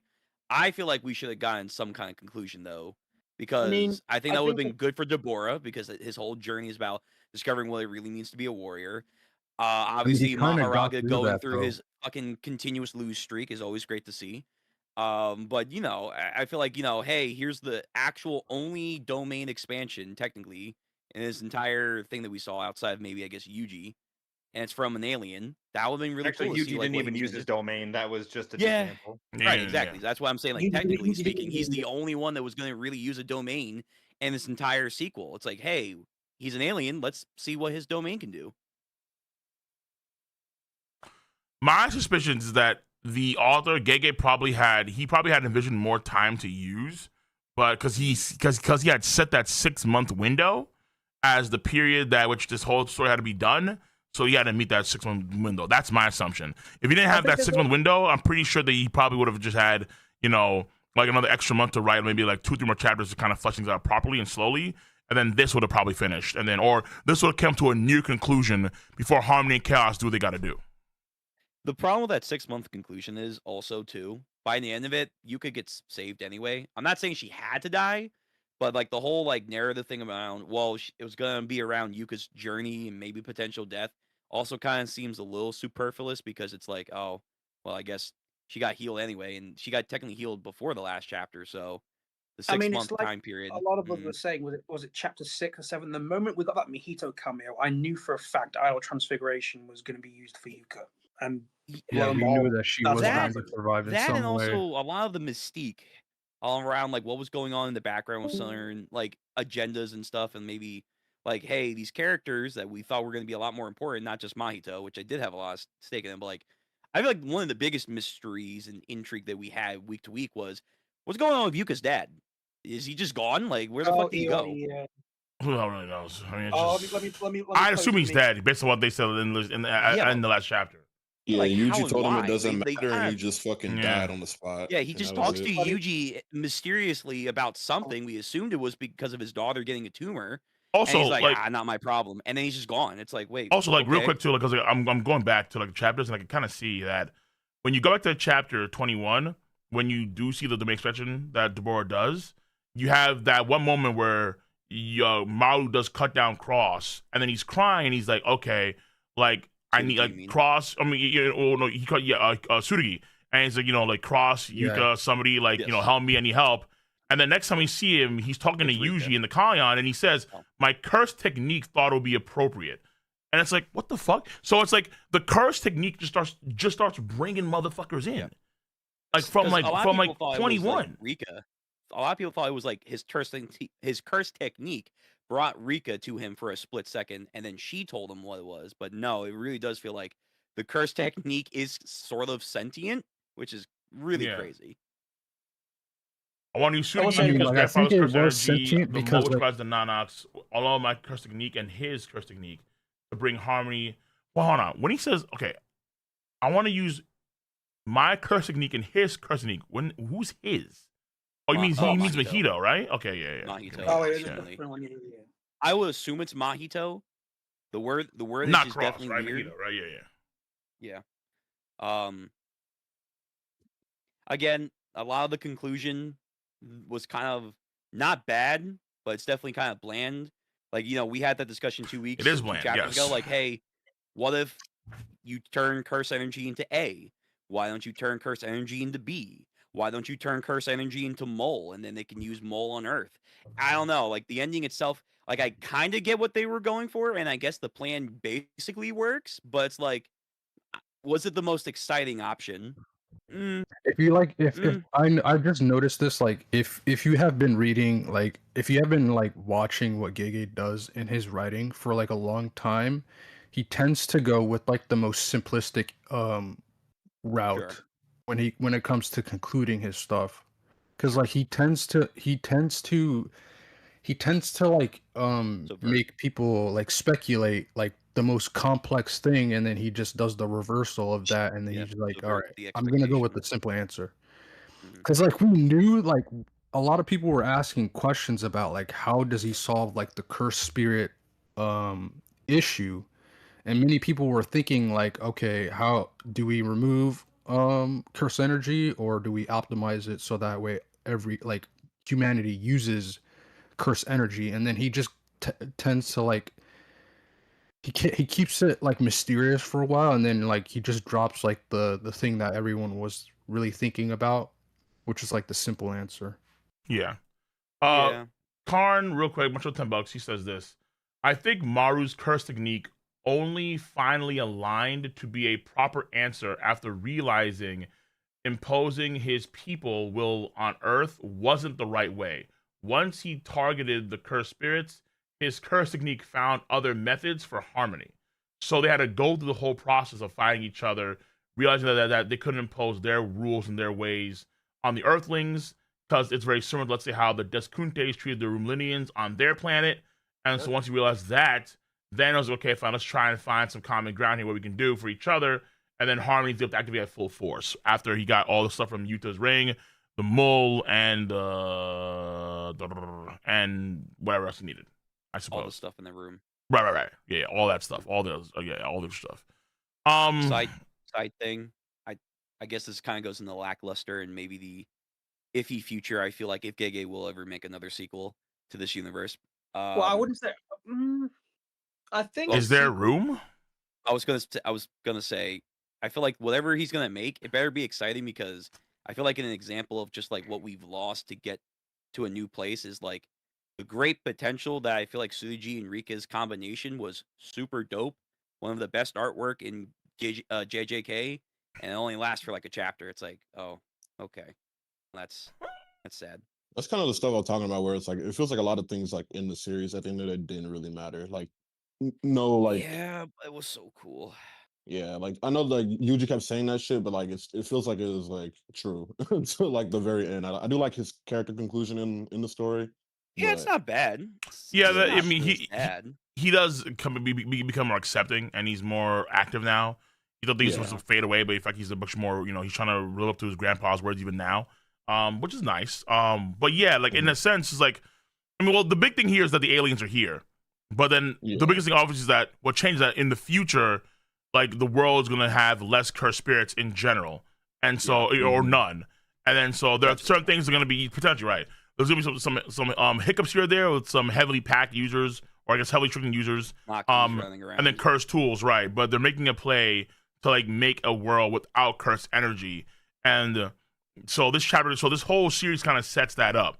But in terms of the characters that we see, nothing happens to the characters per se. Outside like Tsurugi loses all of his cursed energy, so it becomes like Maki, becomes like Toji, and then you have Rika's gone, Yuka's alive. Most of the main cast on is Deborah back in the chapter or no? Like, is that the meme? It's basically back, because I think someone brought up if you go to the Japanese, bro, because they said like millions of light years. Like, what the fuck is this? So the idea is that like, what the fuck? You know how long that is? Don't worry, Chaos and Harmony brought him back. The sound effect that if you remember when he bumps his head, like yeah. Someone show me that too. Yeah, the Japanese translation has it when he hits his head is supposed to be like a similar sound effect that we see at the end of this chapter. So it's basically implied, yes, he came back. How did he come back? Wormholes, because reverse curse technique. That, or he just literally can make wormholes, because why not? If Deborah learned how to use Chaos and Harmony because he's just that nasty, because everything's always fascinating. Like, this guy's just like, he made. Your curse technique is quite advanced. Yeah, some bullshit. Let me have. I'm gonna harmonize my way back with Chaos, and I'm gonna cross like hundreds of millions. You know how big that is, man, dude? That is big. That's past Andromeda. Like, what the fuck are we talking about, bro? How big is the galaxy of ours? The Milky Way? The galaxy is, compared to their distance, it's only 100,000 light years across, or 200,000 light years across, something like that. So this is like several times the length of our own galaxy. Home was like, I'm back, bitch. What's up? Yo, Like, man, what the listen, fuck? listen. What he The did, Vermilion technique was quite advanced. I had to learn this. what Deborah did is like he consulted Dora in the afterlife, and he told him to go that way. And he's like, okay, Let's go. Bro. Let's go. Because I guess here's what I guess here's what I have to assume too. I have to assume that Chaos and Harmony, since they were on the ship, Chaos and Harmony help lead them to Earth in some weird curse technique way. Yeah. It's Like never so noted, by Chaos the way, Harmony how helped them long get to it took Earth. them there. Chaos They Harmony said also they helped Deborah wandered. get back to the Sumerian world. Chaos and Harmony also helped him get back, I guess. Or at least mainly Harmony, I suppose. Like, all you need, I mean, it's crazy. Like, all you need is enough cursed energy, and Harmony, particularly Harmony, acts like a genie. It's just a wish, and shit just happens. Maybe this week, if Gege does a thing later on, maybe Chaos and Harmony is like a fixed thing that's all on the Earth. And then if somehow, let's say, because Yuji brought it up, someone eats Yuji's finger, gets curse energy, they can access Chaos and Harmony for something. Christ. Yeah, Yuji, being eaten in the future, that's a very interesting Yeah, we thought prospect. about that. That's Yeah. an I mean, we interesting turn. theorized it back in JJK where Yuji would have the same fate as Sukuna with the cursed object, so it was Didn't he- always there. Didn't he say he? Oh no, I was gonna say he made a binding vow. Don't get PTSD, Cole. He made a binding vow not to regrow his fingers back. Right? That was the deal, right? He made Not a too binding sure, vow not to but grow back the fingers. There was no binding vows on the fingers specifically. Oh, I thought he Yeah, made a there binding wasn't. vow. Oh, really? to say, Okay, like okay. I would never grow back my fingers. Yuji made No, two binding vows in the entire series. One was on Sukuna's part with the whole enchain thing, which is gone. That's no longer there. Sure. The Yeah, second binding vow he did was on Shrine, where because he Yeah, specifically his shrine. targeted Megami, it powered up the soul effect of the dismantle on Sukuna. I thought he said something about his fingers, like when they were cut off at the end. Sukuna cut off his pinky No, finger it to was just- transfer all the fingers into Megami, and then the other finger he cut off and gave to Rika so that Yuta could copy Shrine. Yeah, I just thought it was okay. like something like he made like it was a rule that because he wanted to keep it as a reminder of everything. I just want to note that since the cursed spirits are going to be limited to like a handful, like Yuji said, there's a possibility where they are going to become more powered up because of there could be like there could be a binding vow situation where the cursed spirits that are spawning. Can you still they make get binding boosted. vows in this future? Oh, check Yes. the chat. You should be able to. Because What's in the chat? How is okay? Let's go back to like being dumb here for a second. So I said you got lucky. How does binding vows actually work? Like what is like the actual rules? Okay, so we have two types of binding vows. There's the ones you make with yourself, and then there's ones you make with someone else. Mm-hmm. So the binding vows you make with someone else, if you agree to something, you are kind of like contractually linked to each other, and you have to follow what it says. And if you break it, and the punishment is far more severe than a binding vow you make with yourself. Do you need? It should be this way, but you should need curse energy to make a binding vow, correct? Yes, because the principle of binding vows is it's sorcery, jutsu stuff. So.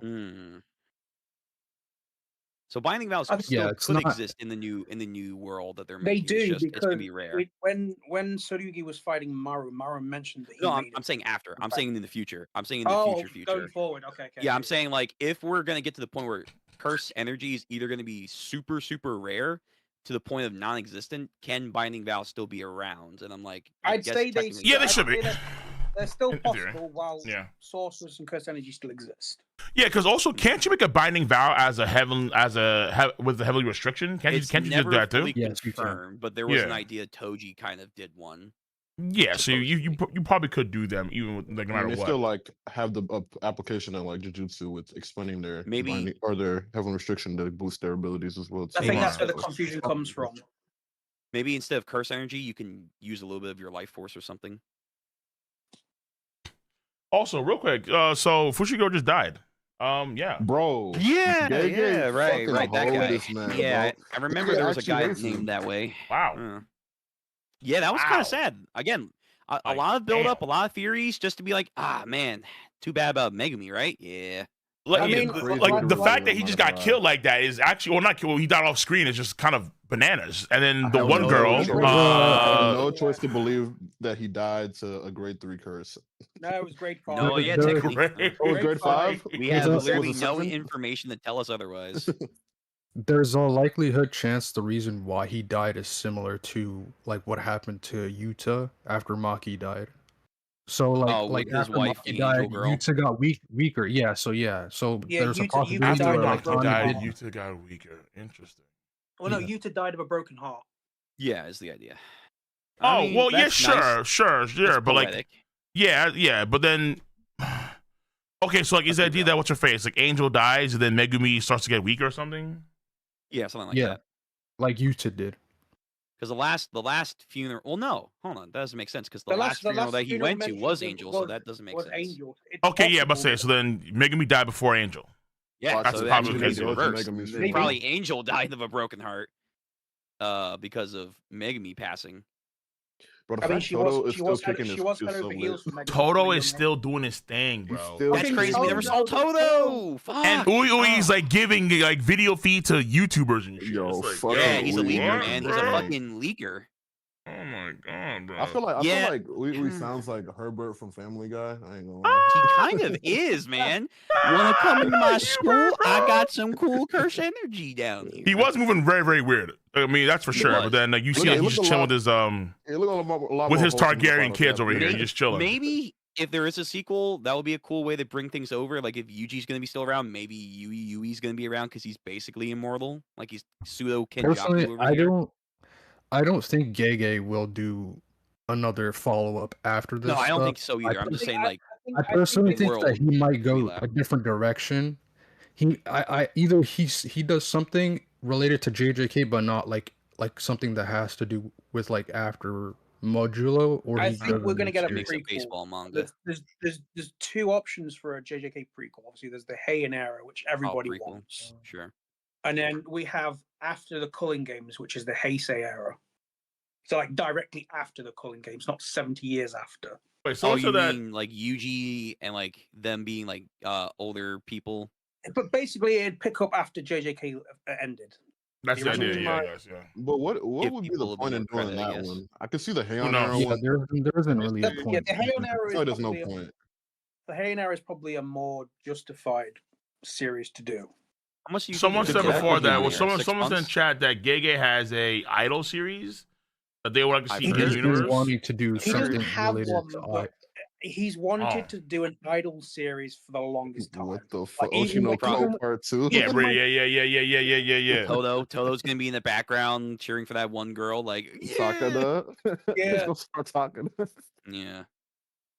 I hope he married neat and all, but like, let's be real. We all know what's pushing. No, you know, this is what he did, bro. Toto's alone. He just vibing right now. We don't know how he knows how he knows. He just knows. I'm glad he's alive because Yuji's still around. I do think he made a binding vow, low key, to not die until Yuji dies. But you know, that's not possible. That's not possible. There's no way. So when he's gonna be alive for 300 years? He's clapping his life force back. There's into himself no shot that works that way. No shot. Clapping the life force back. Don't worry about it. No. He's like Netero. Don't worry about it. No shot. Yo, you're saying Toto's on some two-year eternity bullshit? Yeah, bro. There's no way. He's recycling his life force with clapping. Okay, don't worry. As long as his heart continues to clap, he will live. That's like his secret technique. He dies, and then like his offspring keeps following Yuji wherever he goes. That would be kind of funny too. Dude, this is fucking crazy. Okay, yeah. So I did want to see maybe more old gen people, but whatever. No, like I think it's fine. I'm just surprised that he just shafted Megumi so hard. I don't know why he's doing the Megumi like that. I just don't understand. It's not even like the new. Wasn't there something that like people were saying like Gege doesn't like, or he didn't like Yuji? He didn't like Yuji. He doesn't like Megumi. Fuck that. He doesn't like Yuji. I remember. He doesn't like Megumi. I remember definitely like Megumi. Holy shit. Like Yuji because of reasons. Gege detests Gojo. He doesn't like Gojo. Okay, it was Gojo. I did hear that. Yes. With Yuji, he kind of just. That's part of the joke. He kind of wasn't sure what to do with Yuji. And with Megami, Megami. because Megami was originally the main character in the original draft series. If this nigga knew about Binding Vows, bro, it would have been over with. Maharaga would have been in trouble. I'm sick, bro. I'm sick looking at this picture. But yeah, so it's like Yuji is there, Nobara's there, and Nobara, because it's funny because like Nobara was missing for so much of the content in the original story, but then afterwards she comes back at the very end. But then Megami is also missing too for a lot of that content too, because you just inside of Sukuna getting fucked over. So I was like, vice versa, guys, vice versa. So it's like, okay, what the fuck? And then now you have a chance here where you gotta have them like the fact that Megumi is not there next to Nobara or Yuji is just in of itself crazy because it feels like we're missing content. And then also we found out nothing about Ozawa. The one girl with the pigtails, we don't know who the hell her family is, so we don't know if she's clearly important. Yeah, we have no clue who she is now. Well, like she's just the open-ended shit across the board. What's up? Megami getting replaced by Panda is diabolical. Panda, bro. Was weird. Panda. That was definitely a weird. Like I don't know where Gege was going with that. Just dude, Panda's here still. Gege really had Yuji pulling up to the warehouse, like looking all like menacing and like mysterious and shit, just for him to pull up with Panda's emotional support. He like what the fuck? Like an apology present for Nobara. Yeah, like it feels like Gege keeps Panda was doing fan like service, fake correct? outs. Like he leads to one way, and then like he just goes like the most direct way possible. He'd be cooking and then he throws the dish away like at the very end. But, I don't know. Yeah, because like his way of let's say trying to subvert expectations is just leaving shit out. So it's like, okay, you want to know something, you're never gonna know. Sorry. Like, oh fuck. He's gonna tell you about the non-important stuff in extensive detail. That's what he's gonna do. I really thought he was gonna get fixed, but no. I don't think it's possible for him to get fixed because I don't think anybody. Worse now. Yeah, he can't because Jagged's dead. Yeah.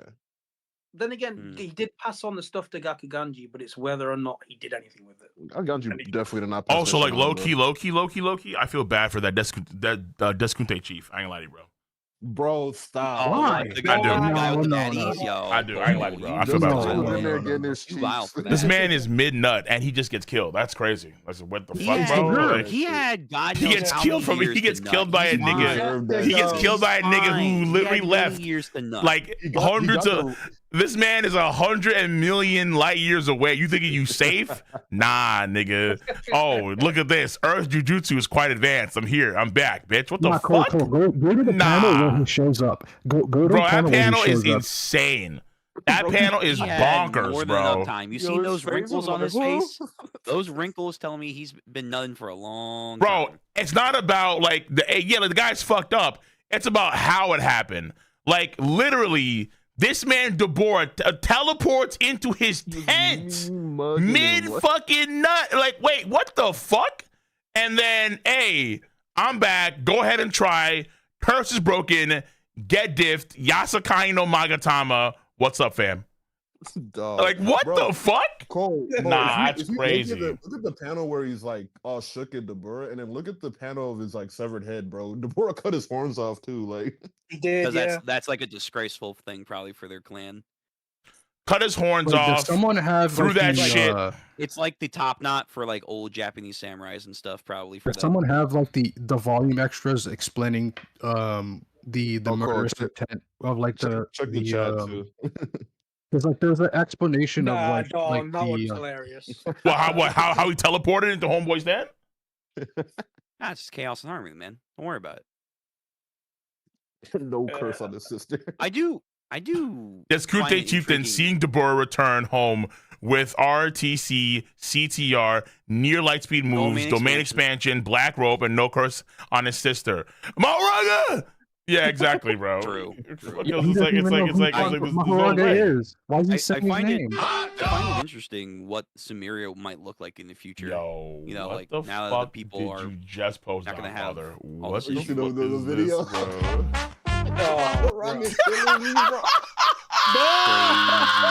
That's wild, man. This? Bro, this shit was firing me.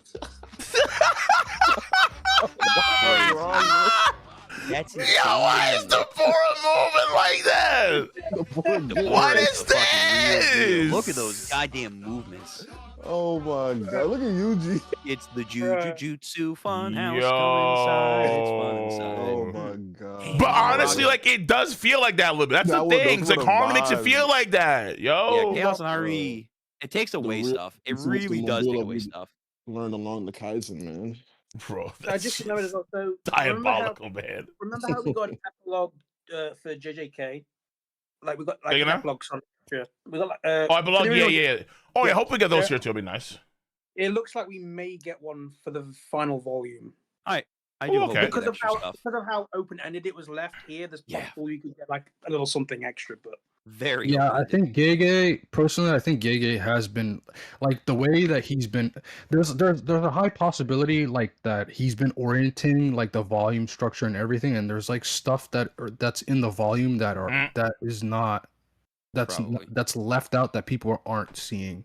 Yeah, if we got that for the first ending of like the first part of Jujutsu Kaisen, if you want to argue, yeah, I feel like this definitely deserves it because compared to the ending of JJK, this is way more open ended. Like JJK's ending felt like it was quick or like kind of unsatisfactory, but it was like flat beat. This felt like, oh wow, hold on, wait a minute, we're just gonna leave these mile marks untouched here. This ending's better. Though. I mean, the one ending is better than I guess the it's original. better. I think the one, I'm about to say because I say like with JJK. Because it was Yuji, and there's such much time with Yuji that we just don't know what the hell this thing is doing per se. Well, I mean, I guess maybe we do know its domain structure, what it does, but it's so confusing as fuck.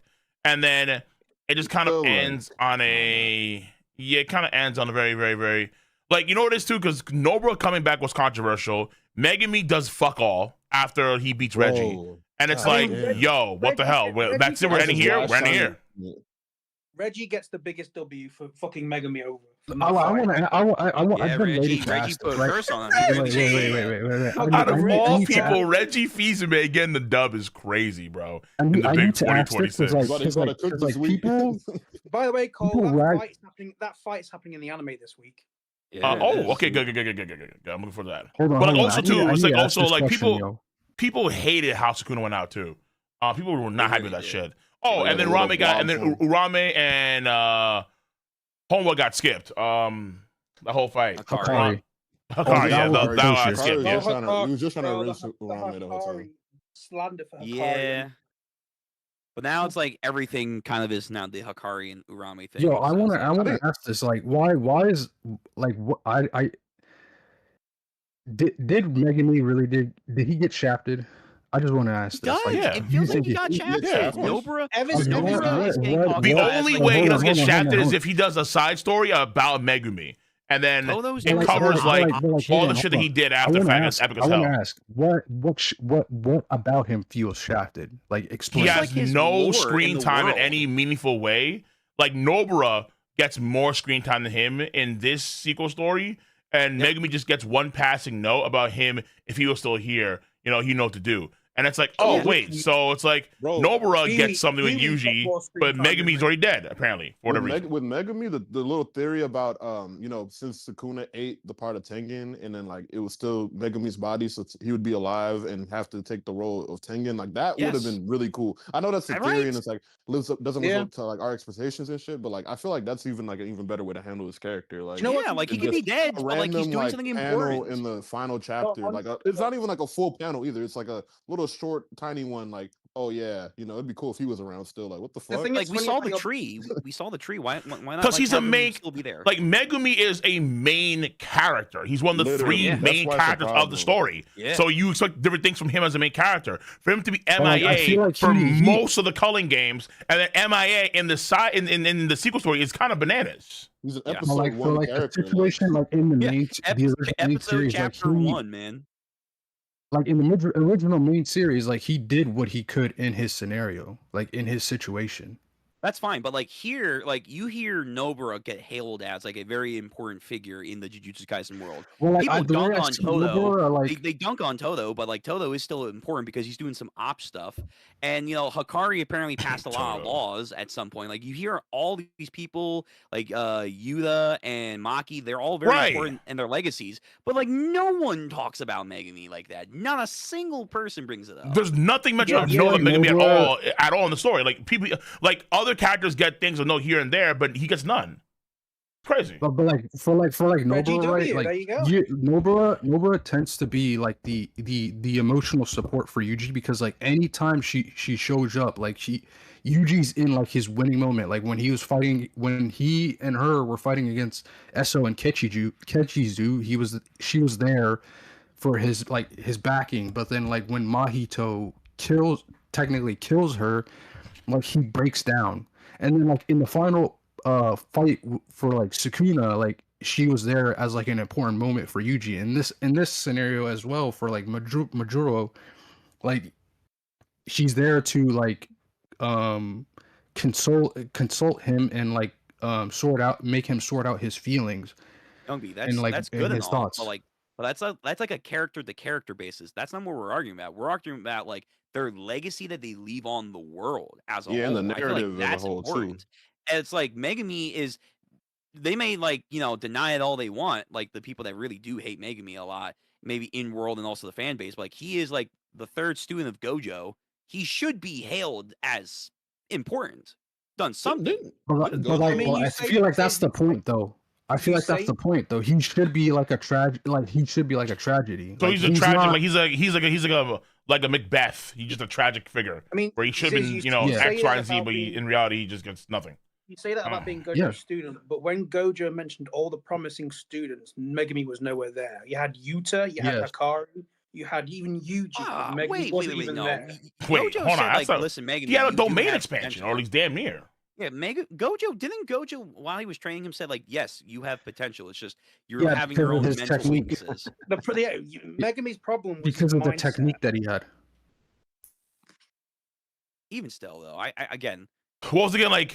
Mahoraga was able to fight against, or like the original Mahoraga was able to fight against the ancestor of Gojo, shit like that. Yeah. He fought a 6-eye user, and I think it was a 10-shadow user fought. No, wait, did he win? I swear, no, it was a draw. I'm pretty sure they won. Kenjaku fought against 2 6-eye users, and Mahoraga fought against a 6-eye user. I forget who won what. So the Gojo basically said it was like a trump card, and that it played out a similar way to in Shibuya. So it was Mahoraga was summoned, the 10 eyes user was killed, and then the 6 eyes user couldn't defeat it and was also killed. The thing with Kenjaku though, that was just like he got thwarted by the 6 eyes. Yeah, but he said like, he tried to twice. He tried to kill. He killed one. Gojo? He killed one at birth. And then one at birth, but he still got fucked over after. Okay. Someone said, "What if he tried to tame Mahoraga and got killed?" That's some shit. See, dude, again, like, also that would Mahoraga killed him. Like, nah, you ain't. Listen, we were gassing up Megami, man, but that would have been something cool too. If like, hey, what if Megami could find a way to tame Mahoraga in his old age, and then like he showed up, but nope. But like, you would need someone there necessary to tame him in the first place. You know what I'm saying? Yeah, there should be prerequisites for that. But again.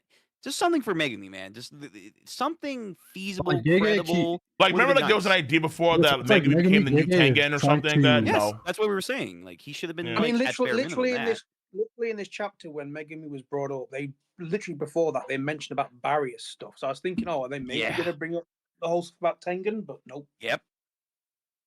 But nope. I mean, like this kind of confirms that like once Yuka had the 10 shadows, Megami was confirmed dead. I guess so. Literally, I was saying that like because people were trying to say, that doesn't mean that because they only said that 6 eyes only exist at one at a time, but it's like, dude, I feel like 10 shadows having two people being able to summon Mahoraga at any given point in time is just a little bit much. This is it'd be kind of cool if they could summon another one of Divine. Like there's Mahoraga, then there's like Lahoraga or some shit. Like I was gonna say like Lahoraga, bro. Like something that'd be kind of fire. I ain't gonna lie to you. Maybe kind of like how Yuji's gonna plan to become like a cursed object. This is fringing on headcanon for sure. But like, what if somehow Megami mastered a portion of his 10 shadows by like turning his essence into the shadows? So instead of how Yuka's in life support and she can't do anything, Megami can be in there like longevity wise, like he's actually a part of the shadows. That would have been cool. He's like Kafka with like the samurai in the core. Oh my god, the samurai! Oh. I just finished Kaiju number 8 season 2. Oh my god, that fucking samurai just showed up. Yeah. Okay, I see what you're saying. I like the theory better of Mahoraga summoning Megami. Bro. Funny, Yeah, look, funny. yeah, and look cool. at the chat, Cole.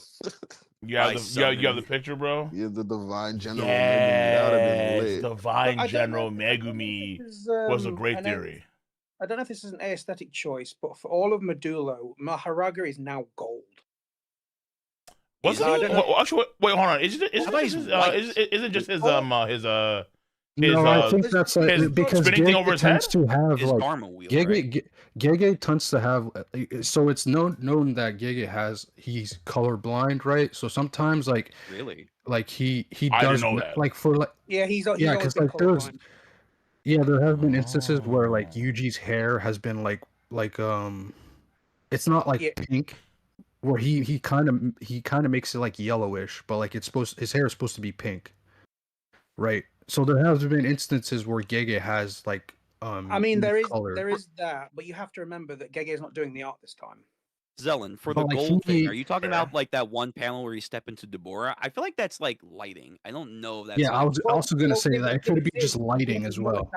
We have more colored pieces of art, and every time Maharaga is colored, there's a gold hue to him. I need to see it because maybe it's he is mostly gold. That's the one thing. But though this one, I feel like I think right here is just lighting. But this one right here, he is gold. He is gold. The one thing I could say about he's that playing is Deborah and like he's literally light, so it's like always shimmering. That's possible too. Not only that, and then like when he fought Sukuna, it was nighttime. Or he adapted. Wait, the wheel is silver. Now he is portions. Yeah, it is. Well, listen, this one. Well, the wheel in the anime is like bronze, isn't it? Or is it gold? It is. In the other two images, it's gold, but that last one, it's silver. Yeah, I mean, I don't know if that actually matters per se. That could be just like he went up to platinum. I really don't think it matters like that. Yeah, because I don't think that Maharaga can change form like that over the course of time. I feel because like the way the character designs like an ultimate trump card, like an Exodia, but like it has to adapt to a certain form. Maybe it's like Maharaga after it's adapting, it starts to change color and luster to try and match Deborah's shit for whatever reason. Like a lighter color to show like he's adapted to light. Basically copying Frieza, then we got golden Maharaga. No, but like we know that Sukuna is able to like there has been instances where like when Sukuna had the ring over his head, it would darken its color, indicating that I forgot what it indicated. I think when he's using a domain amplification, it was amplification because he's amplifying himself and not putting out his curse energy. Maharaga couldn't be around. Yeah, so where's Raph? Because Raph was here, right? Where's Raph? He left? He had to go take care of something. He went okay, yeah, because I'm gonna say too, it's like I don't know if you can say that because Maharaga was adapting to Deborah's existence, that means he would have automatically adapted to his domain expansion pre-hand. When Deborah himself didn't even know what the fuck he was doing. It's like so it's like wouldn't an existence count as any and all phenomena? But he didn't adapt to not necessarily because it could be what he's already because that phenomena the phenomena that he's doing he himself doesn't even know what he's doing. So it's like I don't know how can you adapt tonight what the main character himself or the character that you're using knows what they're doing. Yeah, no idea what he was doing. You have to adapt basically to like the universe and basically be like, I'm one of the universe. So even if you don't know what you're doing, because it's in existence, I already know what's gonna happen. You have to do some crazy shit God? Like that. Is it? Yo, Cole, the thing I posted in the chat, that's what we should have gotten. What is this, bro? Oh no.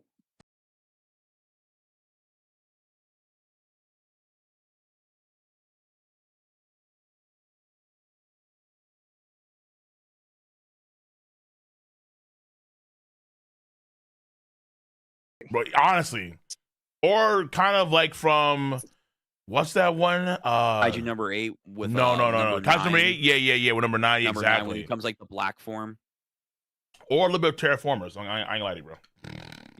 Yeah, the roaches. Yeah. The roaches, man. Those roaches. Oh my god. Are the generation of people.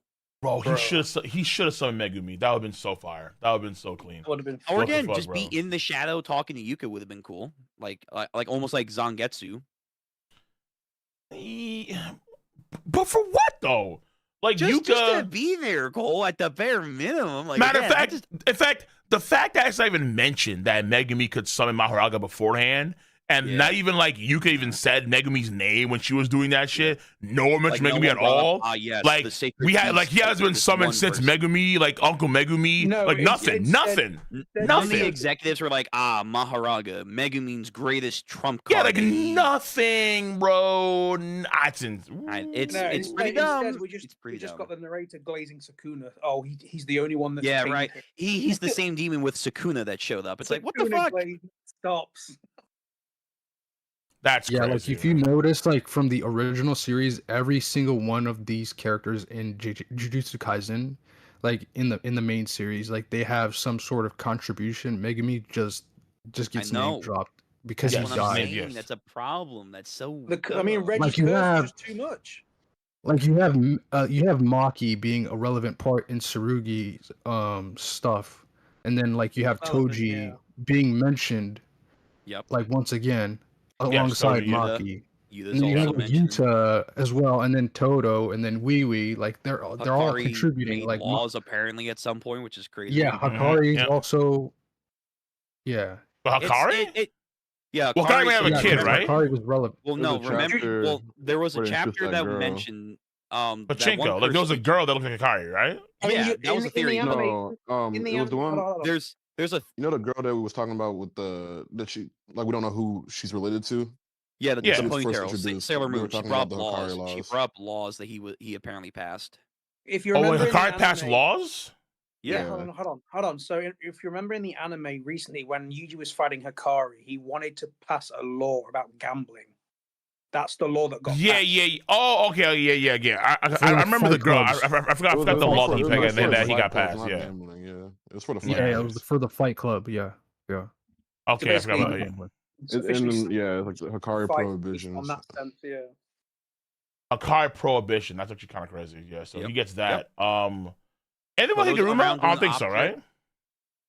No, they didn't mention Higuruma. Okay. Nothing. Shame. So Higuruma's in the same.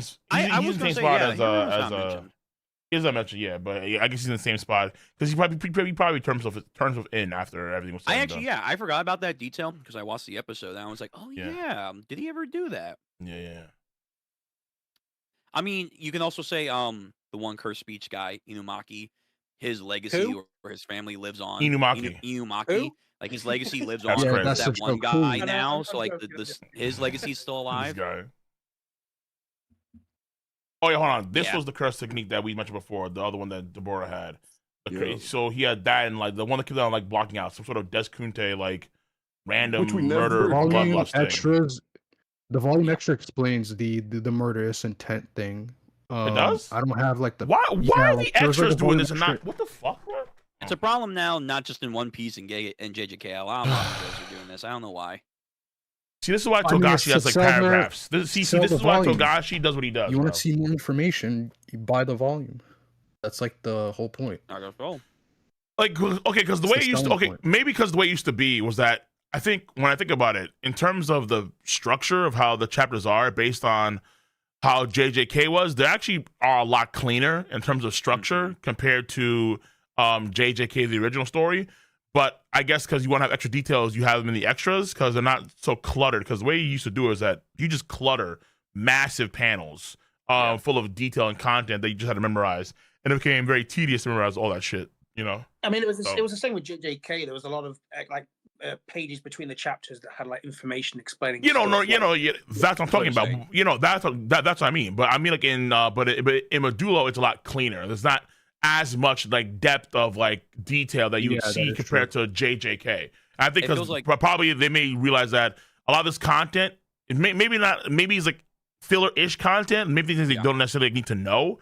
So we'll give it to you in the extra, right? So we'll give you like extra details in the volumes in case you care. It would definitely felt like when we got to the Gojo versus Sukuna, like before that fight and after, a lot of the dialogue that wasn't either in combat, outside of it, was definitely fluff. Like the culling game rules were pretty aggressive, and then after that, it was like, okay, so now I have to add more rules, so there's more rules to remember. how the rules play with each other, and how they counter each other.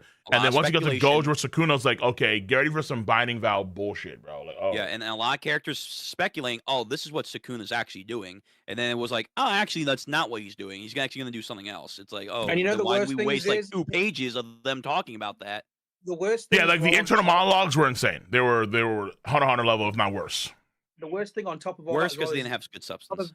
With a lot of explanation, but it's also the fact the official English Viz translation for JJK was butchered. Yeah, I heard that. Yeah, the translations are bad. Yeah, because I remember when I tried to read, because folks tell me not to read the Viz and all the damn time. And for a while, that's when I read the Viz. Like to this day, because it's the volume got released recently. One of the biggest translation errors is the official saying Gojo can't do Black Flash. Wait, really? When he literally did it. But what the fuck, yeah. So yeah, the official translation it has big issues. I know there was like a big one regarding the situation where Sukuna had like the 10 shadows when he was in his full form. Like there was like a massive yeah, in his forearm form where he was denoting like his access to the 10 shadows, but like that was like heavily mistranslated.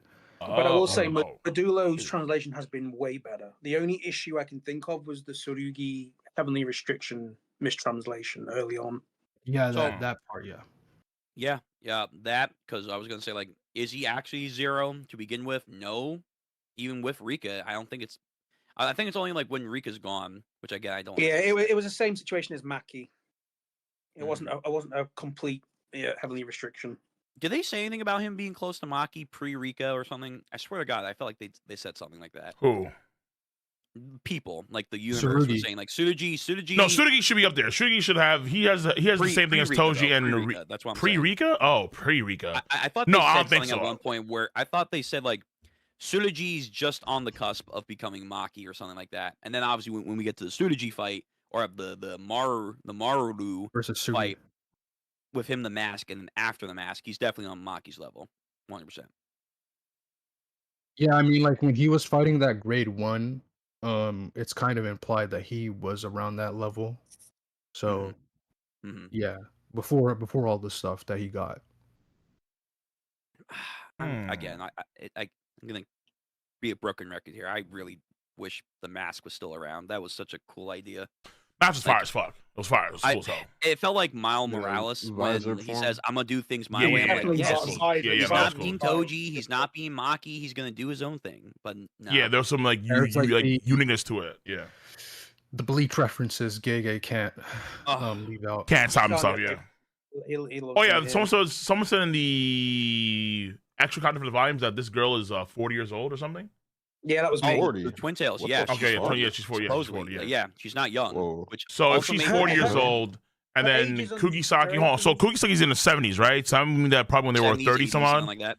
Yeah. So then when they were 30s, they had her. Whoever had her. Yuji's 83. She's somebody's kid. So that's definitely someone's daughter. I guarantee you, there's gonna be a so then if she is the kid of Yuji and Ozawa, then they had her when they were in their 40s, probably. Because he's 43 now, yeah. And I can see that. Like Yuji probably was hesitant in having a kid, so I could see that.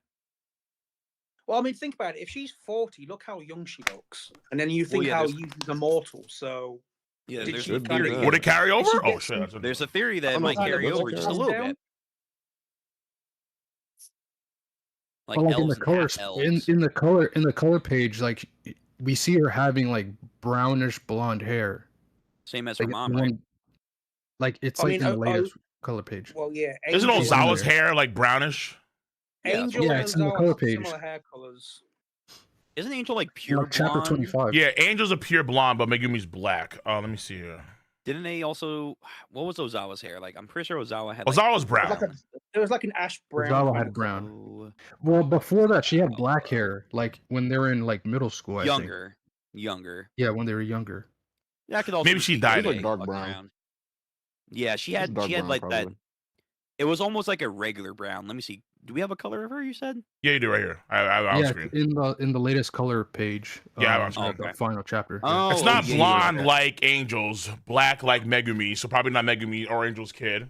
It makes more sense if it was Ozawa's kid, because I think I can see like Ozawa. Isn't Yuji's eye also red too? Like ish? Yeah, I was gonna say Yuji's eyes. They look like red? Yuji's eyes. Yeah. No, Yeah. Yuji's eyes. Yuji's eyes are like they're amber. Usually, yeah.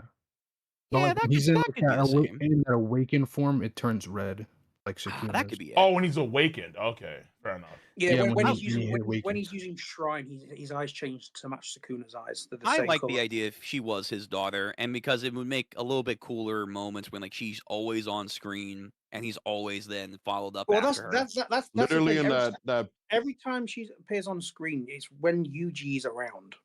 So Yeah, Even yeah, that, so, like, yeah. most So like recent chapter, you can see like Ozawa's hair is like. you can see like when the chapter after they activate Chaos and Harmony to exercise the cursed spirits and shit. Like you can see like she's on the panel right above Yuji as well too. So it's possible. Yeah, I can see it. I can definitely see it being their kid. I think that's more likely than Megumi and Angel. Let me be honest with you. Megumi did not carry the bloodline. That's his only legacy. You know? Nah, Gege hates him too much, bro. He's not good shit. He actually was infertile. He could never, he could never.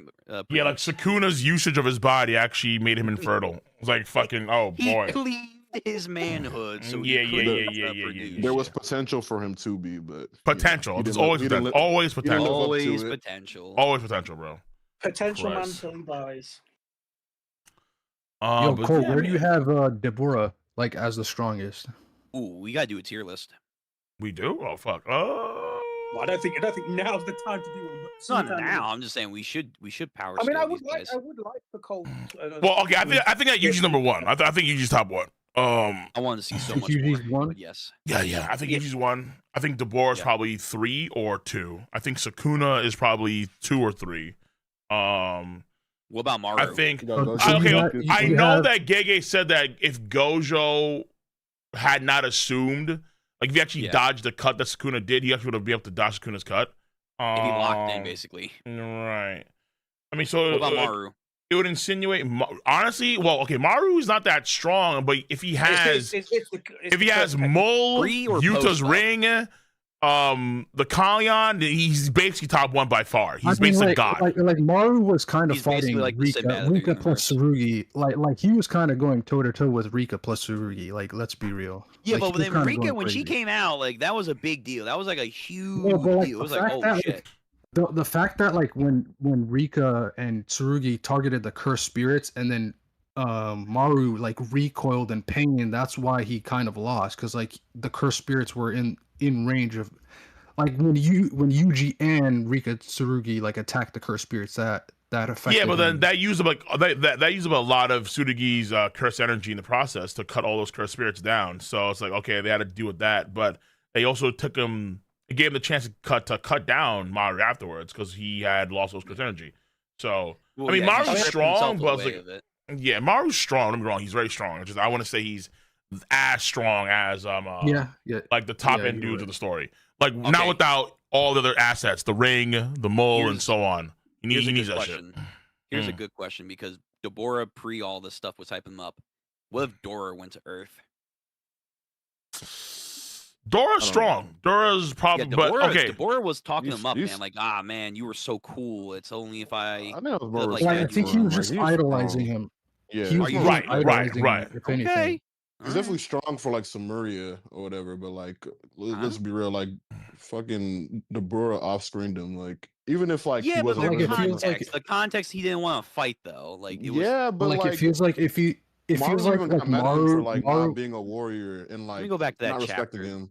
He definitely was like he was glazing. They definitely fought. They definitely fought. Like they definitely fought, and they even trained together. I would say that Maru's probably weaker than Yuji. I mean than Yuta. I think he's weaker than Yuta. I would say. I mean, old man Yuta probably strong. Dude, Yuta's cursed energy had this. Yuta in general, like I would say he's probably. Let me see here. I think he's probably around the same level as like Higuruma. Who? Maru. Maru? I think he actually might have Higuruma's number. Yeah, I think he's better than Higuruma, probably. I think Higuruma's actually kind of busted as fuck. I mean, mind you, Higuruma could. Maybe.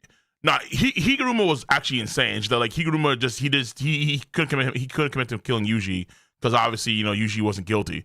And then also I forgot what happens exactly during the trial. But Higuruma played a pivotal role against Sukuna too. As far as I remember. Like he learned reverse curse technique on the fly and all that right. stuff. I mean, like he had potential. Don't get me wrong. It's just, but like he was getting. Dabura is the Higuruma of Modulo, basically. And mind you, like even though this may be controversial too, but I feel like Tsurugi without his curse energy when he has Heavenly Pact is probably stronger even with Rika as the helmet. That's what I think is the case here. I think Rika is the curse. You definitely could have killed him. Like he would have killed him. So because you have like he's the same as Toji. But like you have Tsurugi getting like, oh wait, you're talking about when he gets like his Heavenly Pact? Zero. Yeah, so when Rika removes his curse energy, and then now I thought you were talking about like way before that, like no. Before all of that, pre-fighting and all that. No, the curse energy emphasis sword swings and so on, but like because like Amaru dominates a grade 1 like all by himself, whereas like Tsurugi gets like destroyed by that one guy. My headcanon is if he would have. Yeah, but I feel like Tsurugi is at the level of Maki and Toji in terms of physique. The moment Rika removes the curse energy from his body, so he gets. My headcanon is if he would have kept Rika and she wasn't like a one-use thing, I feel like the potential of that would have been way better than just no curse energy. But no curse energy definitely makes him like insanely strong. Yeah, like. And so, like, I don't know if I can put Maru on that Toji level by itself because you can see how flummoxed he was the moment, the moment Tsurugi like actually had the no curse energy, he just blitzed him and he could have killed him. But you have to account for the fact that like Maru wasn't used to fighting a Heavenly Pact user. Like this is like the first time. Whose fault is that? I mean, most people aren't. But I'm trying to say like power. It's not really an excuse. No, but like I'm trying to say like if he was fighting another sorcerer, right, that had curse energy. I think he would do a lot better than fighting like someone. I mean, like even with Rika, Rika was throwing him off. Yeah, I don't think that's like a good like argument for that. Listen, like Maru, but like he only got thrown off by Rika after like when they targeted like the cursed spirits because he was in pain when was he not getting pushed back during that fight? He had to like do some multiple shit. Like he had to make like a forest appear to take on Rika. Yeah, and then he hyped up Yuka because he could sense the ring. Like, damn, holy shit, decades this person must have been building up curse energy. Yeah, he was shook when he first pulled that out. I feel like he was just bewildered, like he was startled, like afterwards. And then still getting his shit kicked into the buildings. Yeah, so let me see here. So you have Rika, you have I'm not sure person is interesting. Kicks with the sword. Yeah, like he's actually also like getting because like during their fights, like they're clashing back and forth with each other, but it feels like Tsurugi or Maru's are kind of like a little bit on the back foot, and then Tsurugi has to use all of his shit to take out all the like the massive horde of cursed spirits that are coming their way. But then afterwards, like there's a huge like whiplash that happens to Tsurugi, maybe to Maru, and then Maru's not focused in that moment too because he has that huge like backlash. Yeah. And then afterwards, like the mask drops, and then he just like, I mean, bro, like this blitz is crazy. Like this blitz is fucking nuts. Like he's literally in his grill. Like the moment he becomes on that Toji Maki level, it's like, bro, you might get diffed. It's like when Toji blitzed Granny in Shibuya. Can we talk about how much Tsurugi got carried? Like he had everything handed to him in this battle. Like he literally got the ring. No, that's not. No. At the beginning, it was like a back and forth between the two, and they were doing pretty good. And then Maru started using his Dragon Eye to like a whole new level. So he was holding because back. Tsurugi said, "Hey, don't hold back, because I'm not going to hold back." And he was holding back. Right. So he would have got it dominated before any of the Rika stuff happened. Like didn't he also start to during the fight beforehand too? I swear I did. Let me see. Rika's choice to intervene. Well, yeah, Tsurugi said, "Am I really going to lose here?" Like he had like a whole thing about like he would never see his sister again and all that shit. So that freaked him out. And then Rika's like, "Hey, what's up?" He did. I'm sure. Yeah, he got saved by Rika. No, like I know that. I know that. He got that's saved obvious. by her, but it wasn't like to the point like, oh my god, well he would have lost instantly. Like Maru all he had to do was flick his finger. Yeah, he was holding his own. No. So he uses the Dragon. Yeah, so he was holding his own for a minute. He even got like a few cuts on Maru's face, and then Maru starts using the Dragon Eye. Starts using Maru and Cross's curse technique is Chaos and Harmony. So he starts using. Hold on. So he's using Harmony or Chaos? What the fuck?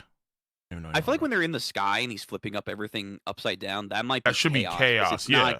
Because then he has Chaos. Yeah, right. Like how's that Harmony? I mean, in that panel I sent way earlier, the first chapter, the word harmony is bolded when he's talking to Yuka. Where is it?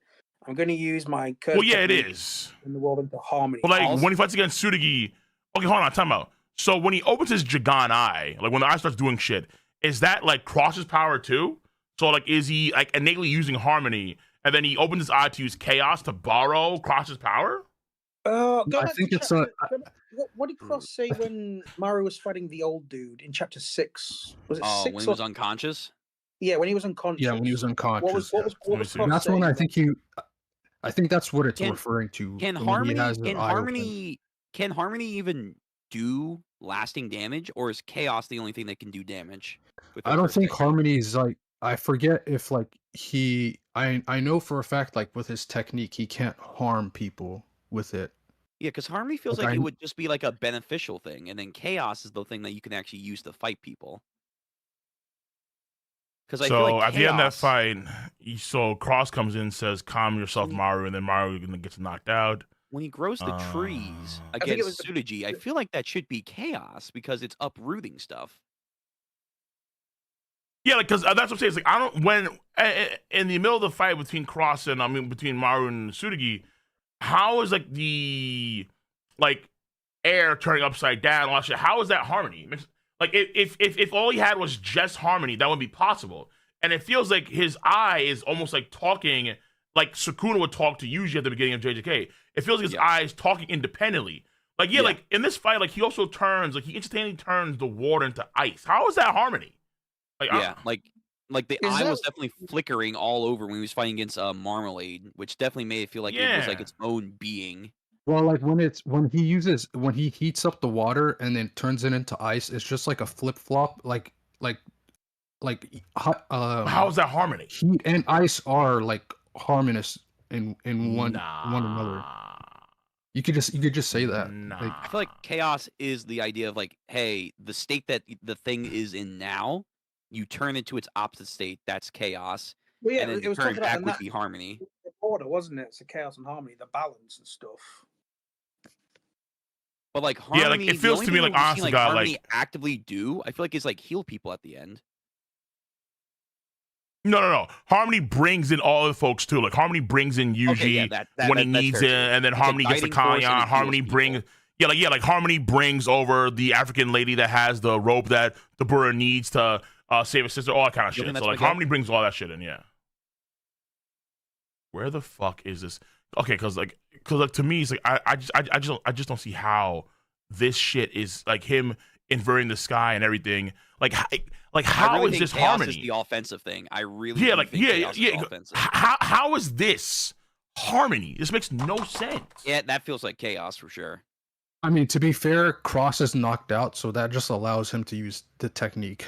Yeah, like he's out. Maybe. So sure. He has more solo access. Yeah, he's in the hospital. If like what Raph said, so if they're Cross sharing won't the know. technique, then maybe he does have access to it as well. Because he was on death's door, right? Cross, like so maybe. Yeah, he got So he was so close to death, he basically had the full access of both. Then he headbutts him. Then he fucking. Yeah, Rika was like showing off, like when she broke off the ice and shit too. She was like, whatever, kid.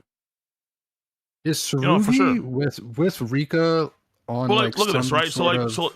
okay, hold on, but I'm saying there's look at this. So you have floating debris, then you have like a random puddle of water, then you have the random inverted sky ground, then it starts to grow like a whole series of plants. Like I just don't see how that's harmony. Yeah, it's out of order. I don't know. Maybe I'm tripping, but like it feels like he's using Cross's powers of chaos, or like they can both use them at the same time. A fucking Maharaga aura shot over here. Like I feel like if like someone exploded the area and then like it reverted back to normal, that would be a sign like he's using harmony or something like that. Bro, the aura in that panel. Yeah, I know. Oh, the pillar panel. The pillar panel. So good. I liked how they depict his like wings. Like that was really cool. It feels like Deborah versus Mahoraga was like on the verge of being just as good as Gojo versus Sukuna if they just had like proper follow through. Because like everyone knew that Sukuna versus Mahoraga. No, it'd been probably better, honestly. Like it was like this fight was like this fight was because no, like it was gonna be better than I think Gojo versus Sukuna. It's just like the problem is like they just had to have a proper follow through for the fight, and then they needed to. You didn't have to have one win or one lose per se. You could just have a situation where like they even like let's say damn near draw, right? Where like Mahoraga's adapting, but it's actually like being like maybe whatever he's doing, this weird like black light dark matter shit is actually fucking with his adaptation. And then you have Deborah who's like tapping out of his energy reserves, and even though he's learning so much, and then you have that whole thing start with harmony and chaos. Like you could have had something way more appealing than just what we had now. But even though it didn't conclude, I will say Deborah versus Mahoraga is better than Sukuna versus Mahoraga in the manga, because in the manga it was nothing like what we got in the anime. It was barely a fight. Oh, okay. I can. Like, yeah, actually, I didn't read that, so I want to know. Okay, I see you though. Because I started reading it when the Zany clan got killed, and that's really it. Yeah, I would say the Deborah versus Mahoraga fight is more in line with the anime Sukuna versus Mahoraga, because like really, yeah, because like you could tell like this Mahoraga is like more dynamic in fighting compared to like way back when, like back in Shibuya manga arc, like it's like he's not as dynamic. Yeah, but like because like, but also but like with Mahoraga, it's like at least in terms of you can see how, in terms of how they're fighting, Deborah's like letting Mahoraga adapt and do various shit. Whereas because like he's also like learning and he's enjoying the fight and like all the way through, almost like saying. Whereas with Sukuna, he just tried to stop Deborah. I mean, he stopped Mahoraga because he wanted to save Megumi because he valued Megumi so much. Yeah, which is ironic considering the fact that Megumi is like now worthless. It's fucking ridiculous. But yeah, here we are in the big 20. Well, Megumi was just the foundation for Sukuna's entire plan from the get-go. So true, that's fair. That's fair. Yeah, I kind of wanted to see what Yuji could have been able to do, but like it's fine because like he's supposed to be set in the background. Like it makes sense. Like his role. Yongbi, we got far more than I was ever expecting we would get for Yuji. Like that really? Kind of, yeah, I mean, honestly, like after he annihilated all the curses, made those big explosions. I'm like, yeah, hold on. This usually. Did you think we were gonna get nothing? I mean, when we first got that panel showing the hooded figure who is Yuji, like with the Marmalade Boy, I wasn't expecting Yuji to even show up all that much, given the focus of aliens and everything. But obviously, as the chapters kept coming out and they kept bringing Yuji into it, I was thinking, okay, maybe we could get at least a fight of some kind with Yuji. And we kind of got something, but... I mean, what I thought initially was they were going to do the typical trope of, okay, they mentioned the old guard being Yuji and whatnot. He wasn't going to show up until, like, he needed to, or, like, till the very end. And then, like, the sequel was going to be a lot more cut and dry. Like, we're setting up that Yuji would be a lot more active role in, like, a sequel. But because, like you said, he kept showing up way more and more, I was like, okay, so maybe he might genuinely interrupt the fight what I'm saying. to save Yuka, and then we could have had like Deborah versus Yuji, which would have been really cool to see. I mean, I've always said I never expected Yuji versus Deborah to happen. My inkling was that Yuji would void the ritual to save. Yeah, right. Yeah, I agree. I feel like because like the way Deborah and Mahoraga was going, it felt like Mahoraga and Deborah was going to be like the key fight that was going to happen, as Yuji was going to play a role in trying saving Yuta. So like there was always the idea, I think, in many folks' minds that Yuka would get saved and this fight would be null and void. That's the idea. But again, it's about how he did it. He ended it shit off with a domain expansion that we never see like happens in any effect, and then it's like, okay, we'll just cut away. So like that's why it becomes very annoying, where it's like, oh, what the fuck. So the biggest thing for me that I'm happy about is the Yuji Mahito dynamic, because we like chapter 6 we got the cameo of Yuji, and then chapter 7 we got the cameo of Mahito. So I was like, is Gege really going to follow up on what on the Yuji speech from Shibuya? Like, you come back, I'll kill you, and he really did. Yo, he was. Yeah, he did, bro. He did. I wanted maybe more time of hyping up Mahito. Yeah, I know. I really wanted more time for Mahito to make some more Machiavellian schemes. Again, nah, fuck that. Maybe Yuka's dad. We don't know again what happened with him. But it just turns out like, I guess he was just chilling. Like Gege was really trying to think, make people think like Mahito was like he had something against Yuji, but Yuji just slaughters him. I was waiting. Like, what is he planning? He did have something against Yuji. He did. He wanted to kill him so he could reincarnate. But I thought it would have been like, okay, he's being a cautious villain because he knows obviously like he can't fucking beat Yuji for whatever reason. So he was gonna plan. I wanted a plan. No, he just literally sat there and was like, Yuji, I'm satisfied. Yuji? Fuck that, bro. Fuck that. I'm satisfied. I'm good. It's good, but not as good as it could have been. For Mahito, usually, like, I mean, no, we didn't need to, like again, like, he was just, all he could do was just wait. Like, the only thing that was being important is if he actually manipulated the souls of, let's say, his friends, and then he used that in some way against Yuji. But, I mean, based on what we found out, him just being in that realm was already exhausting his cursed energy. So he didn't have opportunity to manipulate people's souls. That's what I'm saying. Like, but it makes sense. So like, how do you? It's like if you just stay in that realm between spirits and the realm of the dead and world of living. It's like, why should you be able to just be there without any repercussions? What I always, Mahito was there at the end of JJK. He stayed there. Right. For like 80 years. What I wanted a little bit more was like, hey, it's fine for him to be in that realm, but again, because of the whole weird thing going on with Yuka's brain tumor, her father going mission, I thought it was going to be a whole scheme where he was going to wait and plan to like come back and maybe manipulate the situation where not only would he be able to come back from I thought that was going to be played. Yuka's their father, like Yuka's father and the brain tumor. I thought that there was some like unique things going on, unique things going on there for sure. I get it, but the whole point of Mahito waiting there is specifically because he was waiting for Yuji to die. He was being that spiteful. I got that. I get that. Yeah. I just feel like you could have had that in tandem with something more. But I digress. Cole, did you see the new live action? The guy who's playing Crocodile, he's in his full costume. No, I haven't seen it. I'll watch it tomorrow. Don't spoil anything. It's just a picture. I didn't know if you want to see it or not. No, I'm pretty sure he's doing something. It's just him smoking as Crocodile. I was gonna. Yes. No, you don't have to. I'll watch it tomorrow because I'll watch it tomorrow. I'll watch it tomorrow. Yeah. I'd say don't spoil anything. Hey, much love. All right. I was just gonna say he posted his costume and everything. Oh, no, it's fine. I mean, we're gonna see it. I mean, hold on, wait. It looks good. Is it actually in the series, or in the? Oh, okay. It's him in his costume, but like his face is being shrouded out because he's smoking. Because Crocodile. Okay, got you. All right, so I'll get to the episode when I get to the episode and see the fit. I just don't see the point in kind of spoiling anything. All right. I'm assuming there'll be a scene with Crocodile for sure. Like, there should be scenes with Crocodile. Maybe they'll do something with because how it should work on. They should hint at other characters in the future now. So they may have scenes with Brooke. They may have scenes with Blackbeard. They may have scenes with I could see Ace. I think should have a scene too, obviously, because I think they would have that. I think Ace should have a scene. They should also have a scene with is confirmed to be in there. Bartol's weird, but okay. I can. It's the whole Logtown thing. Yeah. I can imagine. I can imagine. We knew he'd been casted, so we knew he was in it. Right.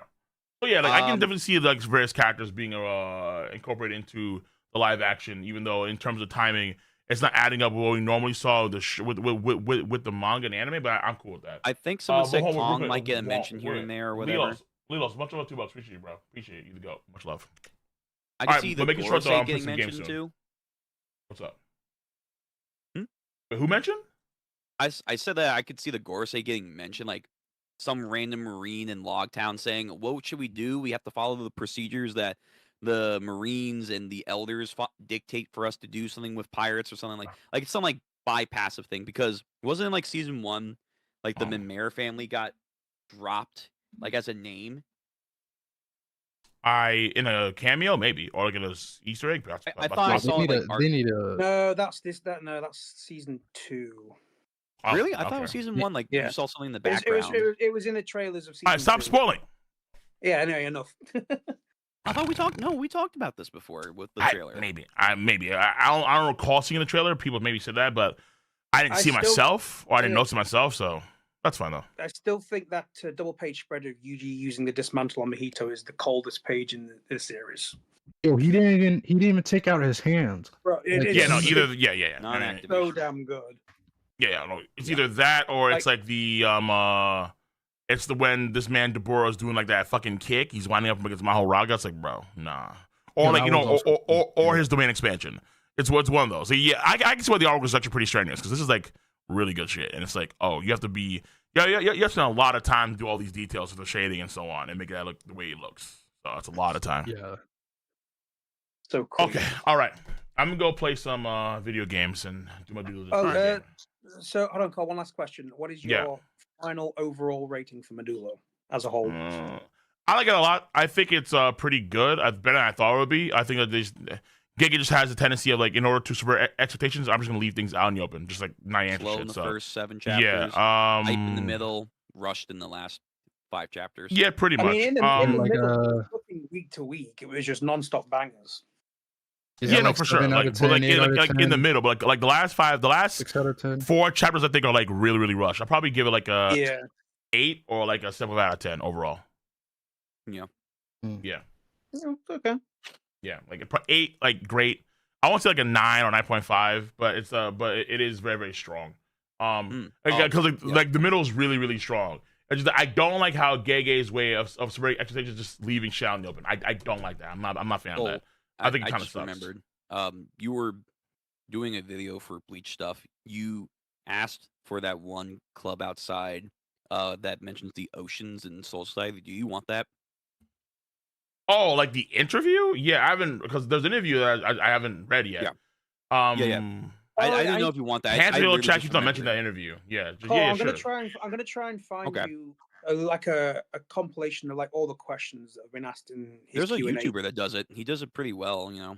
Well, yeah, there's a YouTuber, but there's also like a but I want to read the shit. All the questions. I'll try and find them. Yeah, because I'll like to read that shit for a stream. If we're gonna roll through like all the Q&As. Questions are coming out now. New batch? Wait, what the fuck? Yeah, what happens? Is like an ongoing Q&A? What is going? Like well, it's always on his site, but like it takes time to translate them to find like the good ones. So Kubo has his own website, which it's like a membership based thing. Yeah, and it's called outside. That's what it's called.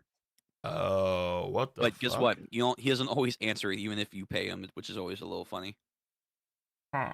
Yeah. Okay, fair enough. But unlike Oda's SBSs, the stuff you do get from Kubo's questions, some of it is actually pretty good stuff. Okay, yeah, sure. Okay, so we got so you guys can just send me a link to that. Like, just DM me a link to that, something, and I can roll through that on stream. Because I do want to roll through that on stream.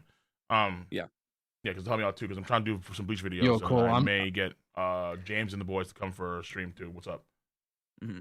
Yeah, I'm glad that you're enjoying Baki and Musashi greatness. Fucking crazy. Yeah, I mean, this shit is. How you feel about the Musashi arc so far? I mean, it's fucking bananas. It's shocking. Last episode fucked me up. But I mean, it's been actually like a crazy ride. It makes no sense. It makes absolutely no sense. But we lost sense when we had our boy Spec swim through like the submarine to get to the surface, man. Like when Spec did the mental imaging shit, he got bulky again when he was just doing the mental shit. Yeah, Spec is ridiculous. But yeah, Baki's been outstanding. It's been really, really good. So absolutely. Yeah. Do I say it now or not regarding Retsu? It's not. No. No, what the fuck? Wait, I want to go back to like the Bleach stuff. Like, Cole, if you're gonna do Zelen, like, I would just say keep it. Just keep it to yourself, just for right now. I'll wait. I'll bring it up once he's finished Baki, though. Okay. Yeah, once he's finished this season, absolutely, you can bring it up. Yeah. You need to do a Bleach stream to discuss about that stuff that you've been talking about.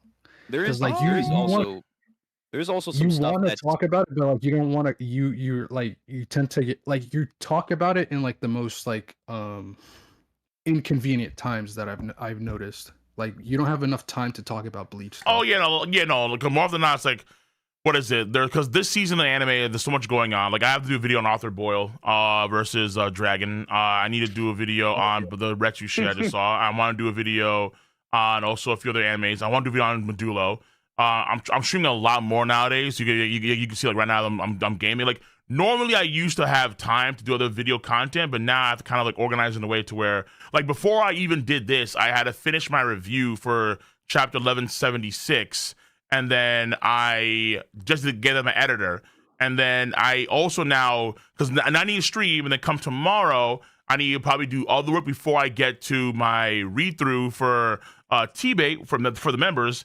And after that, I need to go right into doing One Piece live action stuff. You know what I'm saying? So it's like, because I'm streaming so much between Twitch, YouTube, Patreon, still doing videos, it's like some things have to take a back burner, and it winds up being the Bleach shit I want to do. So that's why I was like, fuck. But that's hopefully come the end of the season, and I'm not like so swamped with shit anymore. I can have more time to just do video projects. But like this season's been just like, it's like there's like 9 different shows I'm watching. And mind you, too, fucking later this month, there's going to be more because we have JoJo's. I'm like, oh, shit. Yeah. So we have to get ready for JoJo's, you know? I think probably there's a lot. On Twitter. Like, there's no way I'm going to be missing Steel Ball Run. It's just not happening. I found someone like Pew on Twitter that has the questions that when it hits summertime, you should probably have more free time. I think so. Because like I think summertime's anime season's not. It doesn't have that. Well, much. this season. Yeah, hopefully not. Hopefully not. So. Because I know that like winter's been like just way too crowded with shit. Spring is. I mean, I dropped ReZero, so I don't give a fuck. Only like a few shows I'm watching out of this spring season, so that's gonna be good. More time for me to do work on videos, and then we have summer, which is gonna be the return of Bleach. You have, of course, Jujutsu Kaisen, and yeah, so like there's a lot less shows that are gonna be of prominence coming out in the next few months, which is good for me in terms of having more time to video content creation. Yeah.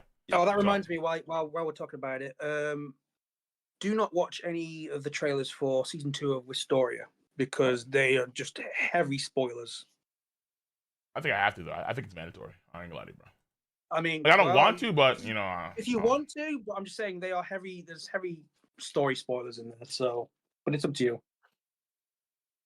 That's always a tough sell because normally I do watch trailers at least for my other channel, you know. So I mean, I remember Youngby stopped you from watching the Baki. Like solo leveling spoilers, Yeah, I tried to prevent you from watching the Baki trailer spoilers because I haven't seen them actually. Yeah. Like I actually, it's crazy because I didn't see any Baki trailers at all. So because that was the point of like the pickle arc. Because the pickle arc, you did watch that one trailer and it got fucking spoiled off. Yeah, it was all spoiled. Yeah, that is true. I won't deny that. I won't deny that. Okay, so let me get into some gaming stuff though, because I need a piece of the gamers. Okay, so you guys are gonna fuck up my anime. I'm playing my rivals, baby. I thought you were playing what was it, Resident Evil? I may, depends. Like if they're like, I may take a break in my rivals depending on how things go, and I'm just saying fucking play Resident Evil. An hour of one or like 2 hours of one, and then go. Yeah. But I need to see how the day is going with my rivals, and then if it's going like dog shit or something like that, then I'll probably take a break and just say, fuck it, we'll just play Resident Evil. When you were streaming Resident Evil, everybody in chat was locked the fuck in. Yeah, because I'm playing Resident Evil, and it's a horror game. People are too scared of horror games. I don't know why, you fucking cowards, but all right, whatever. It was a good time for that. I think I'll play that. Fuck it. Locked in when you start streaming Crimson Desert. That's the game I really want to play because it looks pretty damn good. Because they're the Korean developer that made the one game Black Storm. What was it called? Black Sands? I forgot what it's called. And so it looks pretty good. Yeah. Some of the So that's what play that game. Apparently, the game is very complicated. Apparently, like there's a lot of mechanisms you have to learn in Crimson Desert that are very complex and are hard to follow. But I'm still going to give it a shot. Yeah. So okay. All right, either way, boys. So I'm gonna see you guys. Just give me the link to the stuff, and then I will. Oh, you gave me the link. It's in your DMs for the Bleach stuff. Appreciate it. Yeah, I'll see if I can do one as well. Sounds good. Awesome. All right, appreciate you guys. All right, I'm gonna see you guys later. Be easy. All right. Peace. All right, it's time for some gaming content.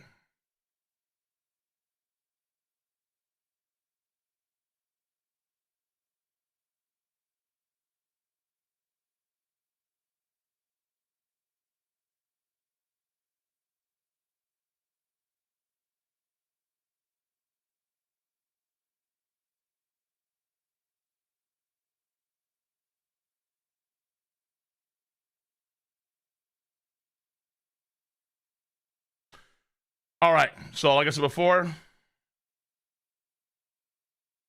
playing Rivals.